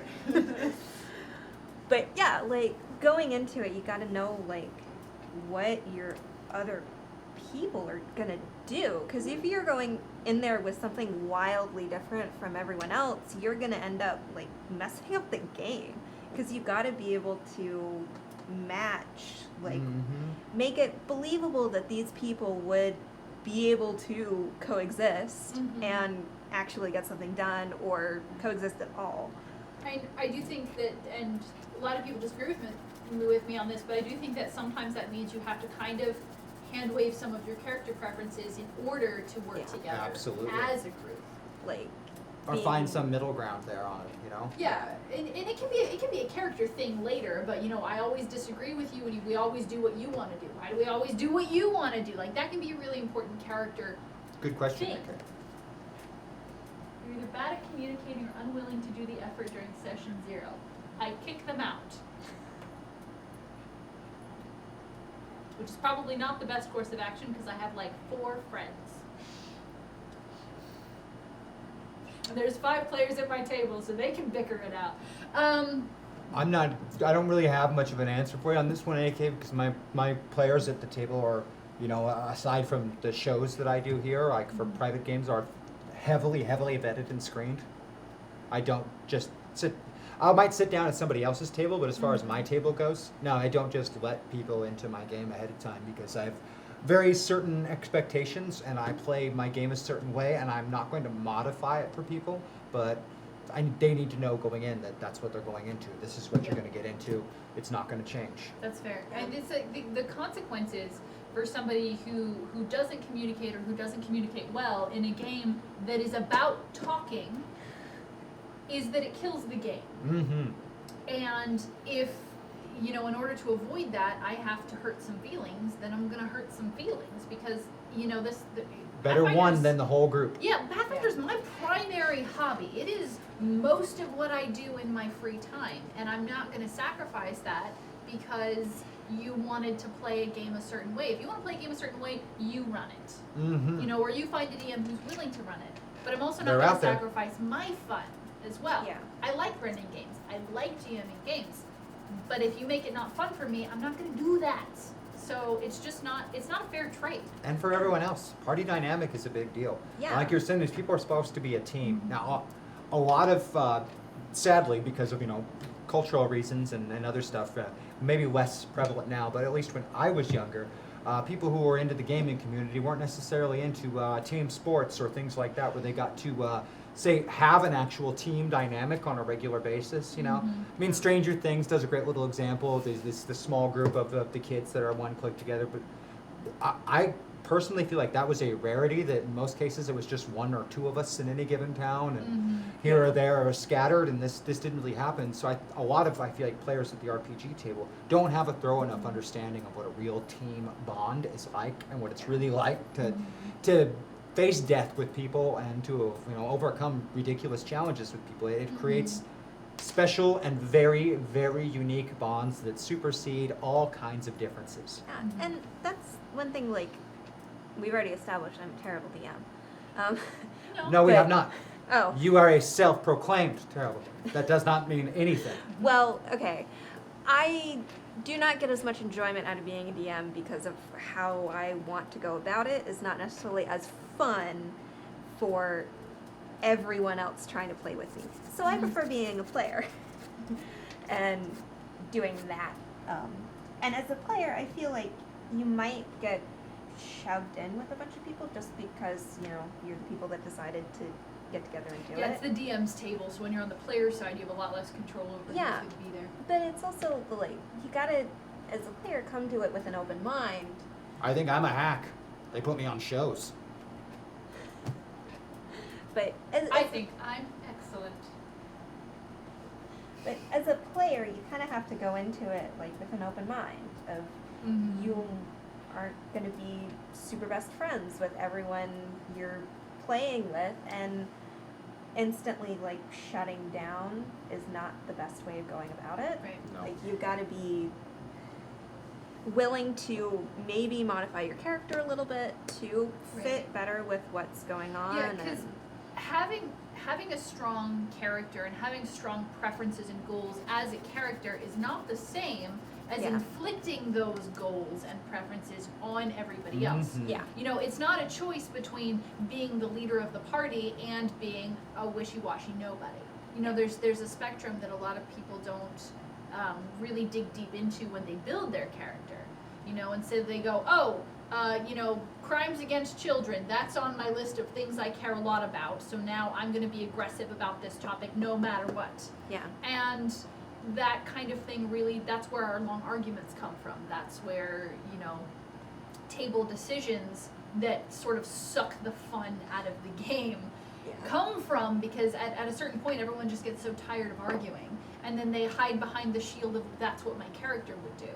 Yeah. Well, I mean, you're a person with preferences and likes and dislikes and goals, but you don't go around your life inflicting them on everybody. At some point, you hit a line where you table that. Mm-hmm. And you prioritize a different goal and you bring it back later. Okay, I did your thing, now let's do my thing. Yeah. Absolutely. In a really close-knit team like that, you're going to have compromise. That happens all the time. That actually is a great role-playing mechanic as opposed to a moment of conflict. Yeah, we're gonna slide this way on it, but Well, conflict isn't necessarily bad. It just No. needs to resolve in a way that is satisfying for both the plot and the players. And something to address AK's earlier point, how do you rehabilitate a player with poor communication skills who maybe you don't want to just kick out? Something that I started doing at my table that I really like is I have everybody set 3 goals for the game session. One is a plot goal, something that the table collectively wants to accomplish in the plot. Is it find more information about A? Is it get to B? Whatever. And they all have to agree on that, which means they all have to talk about it as players, not as characters. And so then later we can go, hey, remember our goal for today. Okay, let's look back at our goal today. This is how to accomplish our goal for today. I also have them set a character goal and a player goal. which are separate things, and they can be private. A lot of them just write them on note cards and hand them to me, so they don't have to talk about that with the table if they don't want to. But that helps me kind of keep in mind where they want to go and what they want to do, and then the player goal helps me sort of understand what they want to accomplish as a real person sitting at a table playing a game. And so last session, somebody told me that he really wants to cast a spell. He's playing a guy who's like a sorcerer who was plucked from Earth into Galarian. And so he's like, apparently I can do magic. That's dope. Let's do magic, right? So that was his whole goal, was he wanted to cast a spell. Well, there wasn't going to be combat this session, but now there is, because I want to provide you with a very clear-cut opportunity to do that. Yeah. And so I think... You guys listening to this is really, really good advice. Yeah, I'm sitting here just like...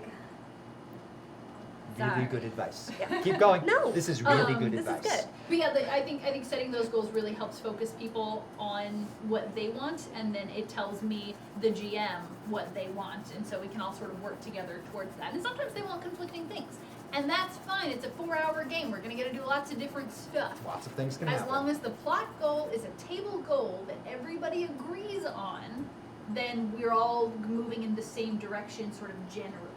Yeah. Very, very soon, Anke. Very soon. Yeah. Just like, I'll play with you. I'll play with you. Just like, All right, I'm done. Good. It better be Pathfinder though, because I don't know any other games. Fair enough. I think Christian and Maggie are moderately familiar with that game system. Yeah. You ever do Starfighter? I've never done Starfighter. Starfinder. Starfinder. No, I know that it's the sci-fi companion to Pathfinder, but I've never played it. Game mechanics not different Yeah, like substantially. just in space. setting and stuff. Really fun. I mean, because game mechanics not that much different. Yeah. Slap all new skins and themes on it, and much more technology than Magic based. They're both there though. Okay, science fantasy. Science fantasy, big time. Yeah. The one mechanic I like that they really changed over is you have both hit points and stamina points in it, which I like. And how do these work, James? Well, stamina points are what people can think of as most damage is dealt from. Like that's think of it as your temporary hit points if you're familiar with Pathfinder or 5th edition D&D. Those Yeah. Just represent the beating and bruising the character can take that don't represent any amount of real significant harm. Whereas hit points are real significant harm. And so the healing in the game, like recovering hit points, not easy. Stamina points, rest, see a doc, So get it's some like first dual aid. damage. But they really separate it. Like, yeah, you can get an arm broken, and your arm will stay broken until it gets not broken. Shocking. So it could be really, really cool as they have both these numbers, and they're not just class and race. There's no dice in the hit points or stamina points. Okay. I love that. There's the flat number. Okay. Your class gives you some. Your race gives you some. That's it. Deal with it. Does the scale as you level? Yes, but not like as immense. The As- numbers never get as really all that Pathfinder. high. It's You like never get to Pathfinder. be just this giant stack of hit points? You could maybe get into the mid-hundreds if you got like in the 20 level bracket. Alright. But even then, the way the damage scales is the same, where it's like they level the weapons. A first level gun is a D6 gun. A 10th level gun is an 8D6 gun. Interesting. So the gunfights will go the exact same amount of time. Uh-huh. Just the numbers increase so that it makes it the same. You get shot by a 10th level gun when you're 10th level, it'll still probably kill you. You get shot when you're first level by a 10th level gun and there won't even be a stain left. So with the stamina, is it like how long you've been traveling, like that? No, sort it's of just a thing? Or is mechanic it for just- dealing with damage that, to make it seem more realistic again in the way the damage Yeah. is dealt. It's like if you, real life Madeline, Yeah, if you get punched, you're going to feel that for probably the rest of the day. Yeah, you might but feel it it's- tomorrow. not necessarily done a specific Yes, damage. but if you get That's stabbed through the That's rib cage, actual. you're gonna feel Yeah. that for Yeah. a while. Okay. That makes sense. That's a really, really good common sense dichotomy that I like a lot. Yeah, that sounds Good like question. It'd be an I think interesting- what they were just trying to do is bridge the gap between levels and hit points, the way that they work in most game systems, so that you don't have 10th level characters engaged in a 50-round combat doing d6 at a time, slowly wearing each other down, so that a gunfight's still resolved like a gunfight. I shoot Yeah. you, you die. You shoot me, I die. Yeah. That'd be Pax, fun to I play. am bribable. That is true. But it's not just me you would have to bribe, like, there's other people who make decisions. Who makes those decisions? I don't know, but it's not me. And it's gonna stay that way. I just make decisions and then see what happens. See, I do that at the table. And then sometimes I ask for forgiveness.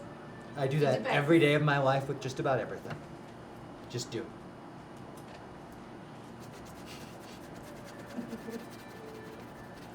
Yes, Chris can be bribed with applesauce. But I don't think it will be too much to ask. I mean, we do have game night for a reason. Just for things like that. And I'm just along for the ride. And you know, every so often it's kind of nice to switch out of this chair and into one of those chairs. I can't do it for very long because I always come across something else that I then want to run and I got to get out of the player's chair, but for brief periods of time, I can sit in the player's chair. Fair enough. The next metaverse, I'll be in the player's chair quite a bit. Oh.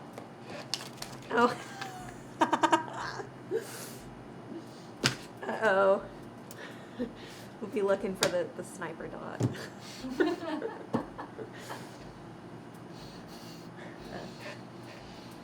No, there's a reason I sit here. You know, there's no vantage from the windows.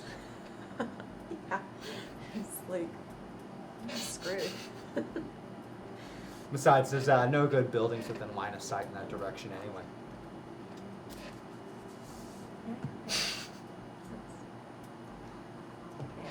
Not all of us think about the same things when we walk into a room, okay? You know, I feel like statistically snipers is just not, it's just not a hazard that I'm ever You know, gonna I feel like face. it ranks You never know. it ranks higher than the quicksand that so many shows and cartoons as a kid made me think I was going to Right? have to worry about. You know, I was way more prepared for quicksand than I would ever have to be. And I have been to the damn jungle and I have still not seen quicksand. That's fair. See, I've actually kind of had to deal with quicksand. There was a volleyball court when I was a child that I'm sure there still is at least one. well,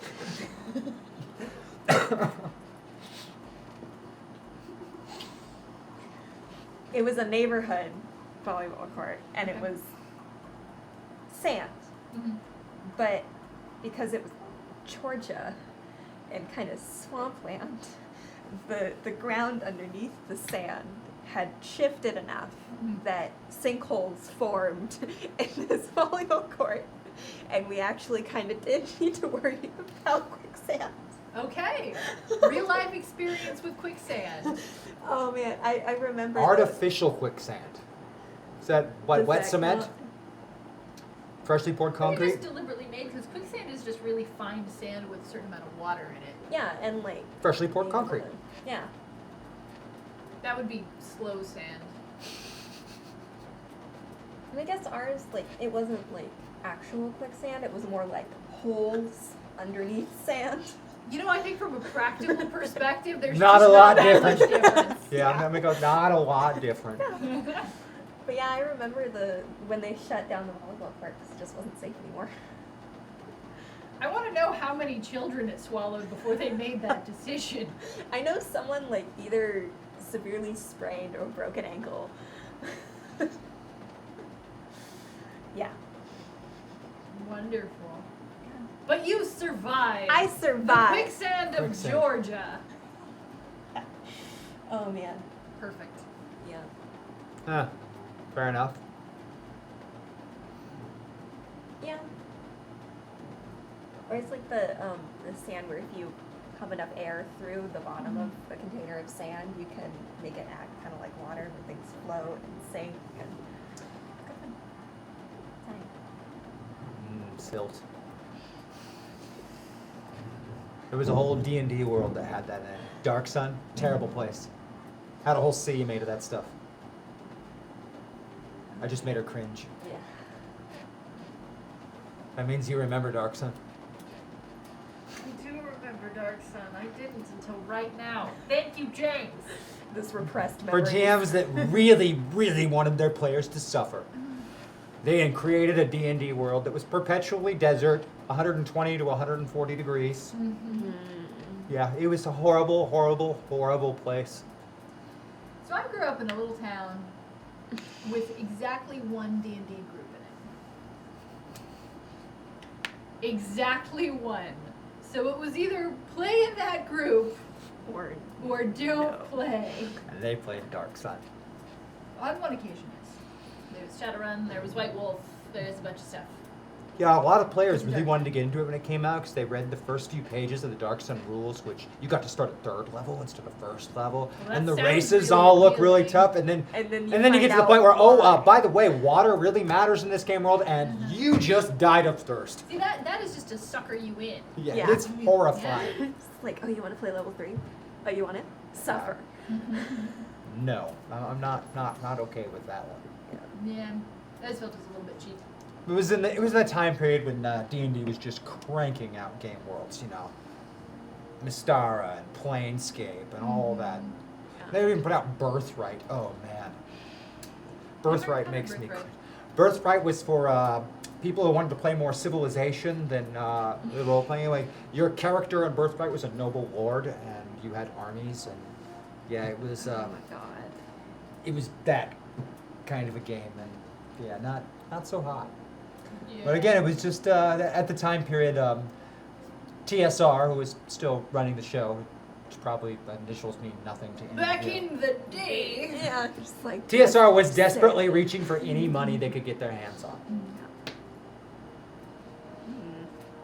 And then, they died and Wizards took care of it. Wizards. Wizards. And I think they still own the product to this day. Probably. I think they own all of D&D. All of its various sprawling properties. I wonder if that covers some of the really horrible stuff from Days of Old. I did see that they re-released within your 5th edition Ravenloft, which I saw that. I'm not sure to be happy or disappointed. We can be both. I mean, that Castle Ravenloft was one of like the foundation AD&D modules that changed the game. I mean, it was a whole new idea. Wait, this is a dungeon crawl that's not just about hack and slash. Oh my! The D&D players were astounded. And then half of them decided that was stupid and never played it again. Yeah. Why play D&D if you're not gonna hack and slash things? Not everybody plays the same games. Yeah. Yeah. Sometimes themed ones can be really great. I ran an entire 1st through 15th level campaign where they basically founded their own thieves guild. They never left town. I think there were less than 20 fights in the entirety of the campaign. Everything was about planning heists and pulling off these heists. That sounds really super dope, actually. Yeah. It was just a game of heists. I mean, they would spend an entire session casing a joint and planning the heist. Following people, figuring out how they're going to do it, which staff are on the clock at which time, how many people. Like actual like a professionals. Yeah. That actually Speaking does of, sound like a ton of fun. D&D is a great proving ground. If you ever are looking to get into alternative careers, they're a great place to test those kinds of things out. Like you can learn proper surveillance techniques from a game of Dungeons and Dragons. It's like Life tips. Life Yeah. tips. I mean, I've given them some great crime tips on Metaverse. oh man, I can just imagine like in the future career aptitude tests will just be like a D&D campaign. It's It would be a great way of gauging people's interests. Yeah. And their ability to communicate, Mm-hmm. Yeah. just a valuable life skill. Yeah, there was a I can't remember who did it, but there was a guy who did a TED Talk about teaching through D&D, like teaching ethics to children through D&D. Yeah. It's a great way to do it. Yeah, like It's a shame the alignment system is so jank. We're not even going to touch that one with a 10-foot pole. oh boy, yeah, no. But- Alignment, real jank. I have taken the approach for probably more than 10 years now with alignment in regards to role-playing games as show me. Don't write anything down on your sheet. Yeah. Ever. Like, Just show me who you are. So I give bonus XP based on character interaction, and so I think that your alignment kind of does feature into that, because you know the classic chaotic neutral is not a I do whatever I want card, right? Like your actions, especially based on your intention, are still, you know, are going to fall somewhere on the good to evil spectrum and somewhere on the lawful to chaotic spectrum. Absolutely. And so I think that it's sort of a valuable reference point when you're building your character as like, you know, to start there and then build out who do I want this person to be. yeah. Because there's so many characters that start out with one thing, and like as they progress through a story, Your actions. they end Yep. up being something completely different. And I feel like a lot of players are like almost limit themselves by like, oh, I started out as a lawful good. I have to stick to this, even though their actions Right. throughout the game don't match that anymore. And this is Just- where a lot of the discussion around alignments comes from. is- Perception. Oh no, we touched it. Sorry. No, it's But- just, He said that's we're not going to touch it, and I grabbed it with both hands. Yep. Yeah. Please don't take that out of context. Take it out of context. But that's why I do yeah. the system I've always done for alignment is you can write whatever you want on your sheet, just like you can think that you're a good person as much as you want, but it's your actions Yeah. that matter. And so if you think you're lawful good, show me that you're lawful good in the game. And if you don't show me you're lawful good in the game, I'm not going to think that you're lawful good. You are never going to know in my game your alignment. I will. You'll know the alignment you think you are. Yeah. Just like you think you're a good person or think you're a bad person I'm or just think you're an really okay person. lazy, and I don't want to track all that. Fair enough. Yeah. I like to keep alignment on my side of the table. And And that's then it totally makes for fair. really fun things like the ones like the game effects, like this affects good characters, this affects Right. evil. You don't know. Yeah. You just think you're good or evil or neutral. Give it a shot and see what Yeah. happens. Yeah. That's way more suspense to that. Do you really want to pick up that holy sword? Do you? Pick it up. Yeah. You can think you're the most good person, but I can tell you that every evil, horrible dictator in history thought they were a good person. Or at least that they were doing good. Mm-hmm. They all do. Nobody thinks that they're being the bad You guy. absolutely can just lift alignment out of the game as entirely, and it really doesn't have that much effect. You know, No. spells with alignment modifiers just don't do anything with that portion. Just change it to planner. Yeah. There's pretty simple to do. So personally, I like knowing my players' supposed alignments because then I can judge them for it and award them with bonus XP when they do good things, or Yeah. appropriate things, not necessarily good things. Every time a player does something that is non-optimal for a character reason, they get bonus XP for it. And so their alignment kind of factors into my judgment of that, as does their backstory, which is why I like the 10 pages of backstory, because then I know all of that and I Yeah. have that in my brain space, and then it helps me judge your actions, your character's actions, based on what you think they are, Yeah. not how they look on the outside. And so both sides of that, I think, can help people really develop a fully rounded character. And then as the DM, I can incentivize certain behavior by awarding them for it. Yeah. On my end, it's somewhat similar is that they spend their time trying to prove that they're these alignments. So it gets them Yeah. to really think about their actions and try and critically think, like, well, you know, I think this character is lawful good, and I think what he do is lawful good. So what's really the lawful good thing here to do? Yeah. Yeah. And really not as many people are chaotic as think they are. No. No. Because like chaos as an alignment is directly opposed to order. Yeah, that's why the Most people are neutral that think that they're chaotic. They're neutral Yeah. to lawful, to be like, Yeah. that's And what most people have people really want. terrible understanding of the lawful alignment. A horrible Yeah. understanding of it. Yeah. Batman is a lawful character. Batman is absolutely lawful good. Through and through. Yep. So is Superman. Yep. Completely different. Yeah. And that's one of the big arguments is, does lawful mean the law of the land, or does it mean a code of some kind? Lawful's fairly specific in meaning an unalienable If code. You That's read it. the book. Just an unalienable code. If you read the book. Whatever that code is could be all kinds of different things. I mean, Yeah. Darth fucking Vader was lawful. Yeah. Stormtroopers are lawful. I think that, per AK's comment, I think that lawful evil is an amazing alignment for adventurers, because inevitably adventuring disrupts the local economy and actually like wreaks havoc on large numbers of people. I feel lawful evil is the default society alignment in America. All right, well, we're getting too deep for me. Abort. Use the rules for your own benefit. So that makes me. There was a town I encountered in a campaign, and I think the DM like stroke genius. It was a town where the entire economy was based off of adventurers rolling through their town and buying up all of their shit, and like it was like a tourist like trap town, but it was an adventurer trap town where there was a tavern on every single corner, and there was always a supply shop with always a child standing outside, like looking like they were waiting for someone to talk to them, and I loved that, just like being able to play with the mechanics built into a game and making And kind of it the tropes.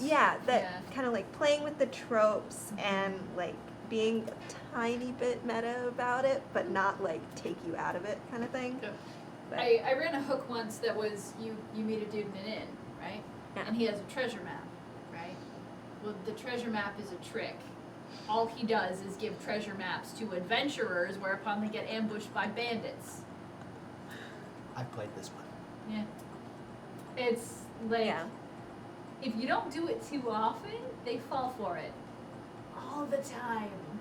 You know, because some part of your brain goes, oh, I know this. I know what my part is. It's to listen intently to this mysterious stranger in an inn who has a riveting backstory that's maybe a little bit sad. And all he really wants is for us to follow his grandfather's treasure map that he wasn't able to follow because he was lame, and it would just mean so much to him. Those ones can be fun. There's another scenario. I wasn't personally involved in this Classic. campaign, but I heard about it, and it was adventuring group enters tavern. There's a guy with a sign that says "Adventurers Wanted." Well, you're supposed to ignore that guy because he's about to get you ambushed, Oh, yeah. and go to the like stranger in the corner that doesn't look like he wants to talk to anyone. And it was like kind of a little bit evil, but also like, yeah, it's playing with the tropes and like having a little bit of fun with the pre-existing knowledge of the It game can that be you're fun. playing. Yeah. It can be done sparingly. Yeah. Like I if every could campaign's see like the that. appeal of a game where the whole point is the GM trying to hook the players in, and the players being like, no, I want to retire and be a farmer. Yeah. I could see something like that being Absolutely. interesting, Yeah. but I don't see it outliving No, it's maybe a five, one Yeah, shot. you're five or like- 6 sessions tops, Yeah. really. It's for the most part a one shot. Um, I like the weird ones. My strange one with the bandits was they sent people into all the local towns to tell the horrible tales of the vampires that were terrorizing the countryside. And the local bandits would hold people on the road. They put the wooden fake teeth in. They'd only attack people at night. And you know, nobody wants to fight a vampire because back in first and second edition days, vampires Well, are scary. absolutely horribly terrifying. They'll kill your whole party. You have no chance. So people would just give up all their money to the vampires holding people up on the road. No one suspecting, wait a minute, why do these vampires want money and not my blood? I robbed those adventurers so many times before they figured it out. We can't fight a vampire. No, you can't. That's wonderful. Anyone start wondering like why there were so many vampires? Oh, it was even better than that. By the time they finally, I don't think they were like 5th or 6th level, they decided they were going to go out and they were going to hunt down the vampires. So they got the garlic and all the classic stuff, and they go out after these bandits, and they're throwing holy water at bandits. Oh man. Perfect. Yeah.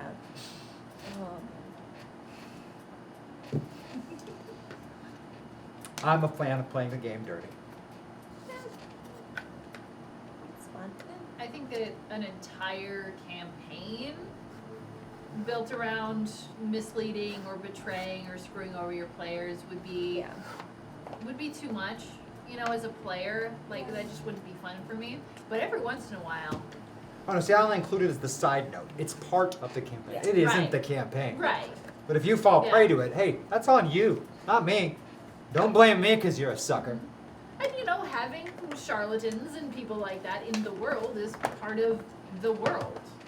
Gemstones, gotten players with that one a couple of times too. They go, they sell the gemstones. Guy rides up to him in the street. You sold us counterfeit gemstones. Give us the money back, and then they give you gemstones that are counterfeit and right off. You just got robbed, dummy. Or there was one campaign, Ox Venture, the Outside Xbox. It's a YouTube channel. They mostly focus on video games, but they, as for fun, because they never played D&D before, decided to have a D&D campaign as like their office bonding thing. And they filmed it and put it online. But they had an entire campaign focused around trying to stop a snake oil salesman from turning an entire town into animals. Because he kept talking this magical cure-all Did it turn them that into just snakes?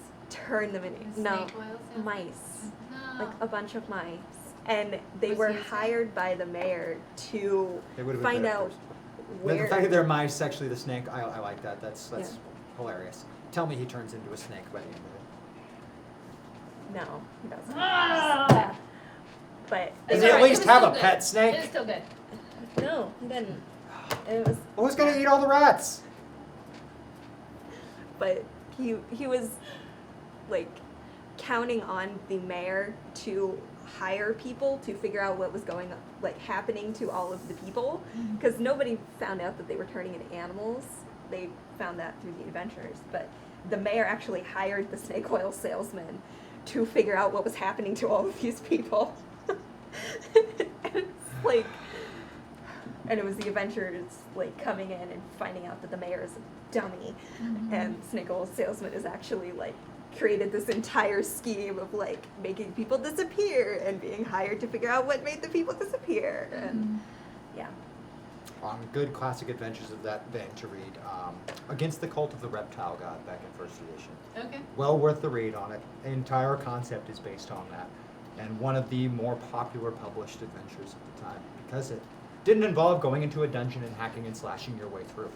It all involved a town that you came into, and then things just went south from there. Uh-oh, I am being communicated with. Oh dear. I didn't do it.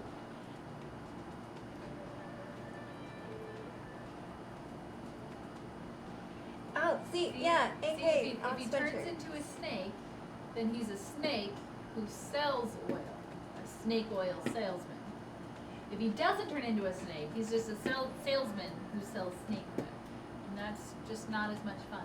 Yeah, that's the thing about Ox Venture is they like get insanely lucky in one shot like everything they come across on like accident. And their poor DM, he tries, but every single like giant villain, like there was one where he was like, I was scared it was gonna kill all of you, but you guys one-shotted him. And it's just because they don't think like they've been playing D&D forever. Like they're new to it, so they come in with it like, can we do this insane thing that you've never thought of? And he has to kind of go like, it's not expressly against the rules, so sure. And yeah, so it's interesting. I call that Mondays.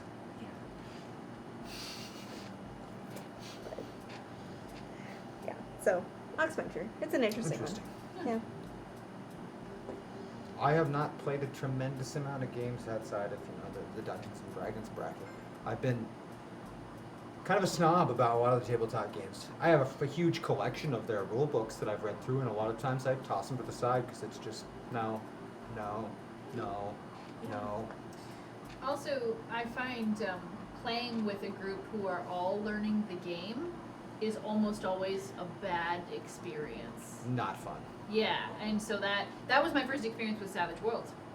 None of us knew how to play the game. We just had the rule book, and our background was in Pathfinder, which is and quite they are a bit nothing crunchier like each other. Yeah, than Savage Savage is way Worlds, less crunchy. and so it was quite a bit less fun than it probably would have been with literally anybody who knew what they were doing. And yeah. Savage Worlds can be great. When you get into the really hardcore stuff, it becomes a nice game of rocket tag. Okay. People hitting really, really hard, just a question of does it kill you or not? And when you remove hit points from the equation, Savage Worlds becomes very, very dangerous. Okay. Apparently, we need to have a conversation about rules lawyering. Talking. Not expressly against the rules, yes. Because there can't be a rule for everything. Yeah. The rule book would be 4,000 pages and nobody would read it. It's true. The line is it fun or not? Yeah. Really. And if looking at it from my DM side of the table, and I can come up with rules that seem sort of reasonably balanced. I've been doing this for a long time, so I can make a decent shot at that.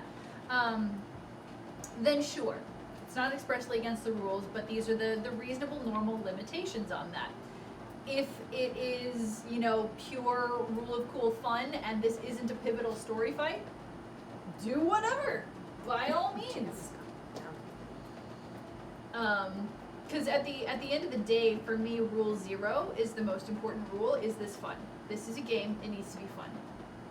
If the game isn't fun, or if you're making it all about you, not saying that you do this, Hawking, but I have had players who do this, who go through the book and are like, well, it doesn't say I can't do this extremely specific thing, and so I'm going to spend 20 minutes arguing with you about it. Yeah. That's kind of the problem. That kind of rules lawyering really does put a lid on how much fun there can possibly be at the table. Yeah, if I wanted to do that, I'd play Games Workshop games. Yeah, and it's not necessarily a bad way to play, but it has no place at my table specifically. Debate teams down the hall. Rules lawyers in general are really great and valuable people because having somebody who knows the rules is absolutely fantastic, because even the way Pathfinder is, the rulebook is still 500 pages long. I haven't read every word in it. No, and there's a lot of optional stuff too. Yeah. Tremendous amount of optional stuff.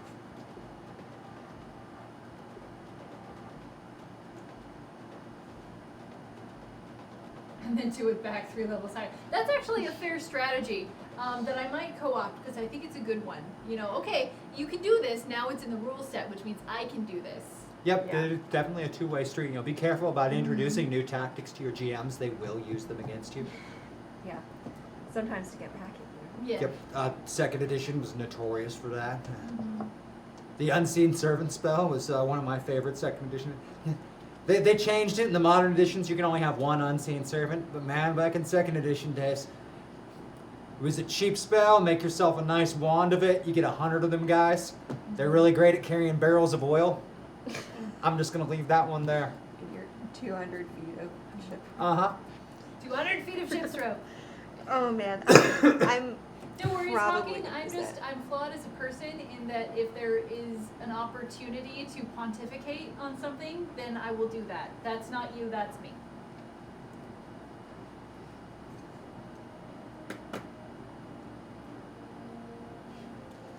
I played Shadowrun in like half a session once. Are explosives broken? They're not broken. They're one of the only game systems where explosives work close to they do in real life, which Okay. is, yeah, really, really, really horrifying. Most games aren't gonna give that to you because yeah. it's not gonna be a fun experience, Anti-fun. Grenades in every game that uses them are horribly weak in comparison to their reality counterparts. It's one of my Probably. personal classic examples, you know. Yeah, that's. Whether a console game or a tabletop game, it's always like that. In console games, the guy gets behind a wall and suddenly he's safe. That's me. We lost our backdrop. Uh-oh. It's coming back. You had to think You about can't it. see anything. Had to think. Blended in the background. Yeah. Yeah. I avoid the technically thing. My general approach is to first ask myself, is this even remotely feasible under whatever physics or game world I'm operating off of? I didn't do it, wasn't me. No, we lost an HDMI center. I investigate. I have to actually get packed up and going here myself, folks. Yeah, and we did our 2 hours. I think we got 2 hours in. Is there anything anybody wants Yeah. to talk about gaming that we have missed? I know that next week I don't believe we're going to be able to do game night because of the whole packing up for Gen Con immediately following Yeah. Monday.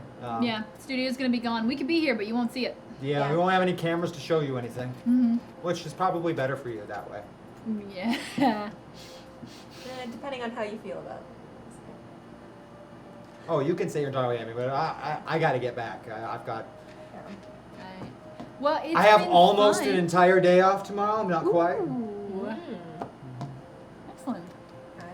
I do. I only have to work like 9 hours tomorrow. So. Aha.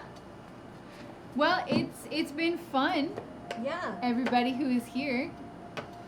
And it's been nice just getting to hear some insights from other people about gaming and learning some things. And, Hmm. yeah. Ah, well, perfect. Well, you enjoy your game, and we're all gonna go and do various activities. And I'll catch you guys Monday. Hopefully, we're gonna be doing the Metaverse Q&A. We're gonna have all the creators of Metaverse in here, so make sure you stop by and say hi. And tomorrow, Christian is gonna be on Table Takes. We broadcast that right here, 11 Pacific. Don't miss it. Good night, guys.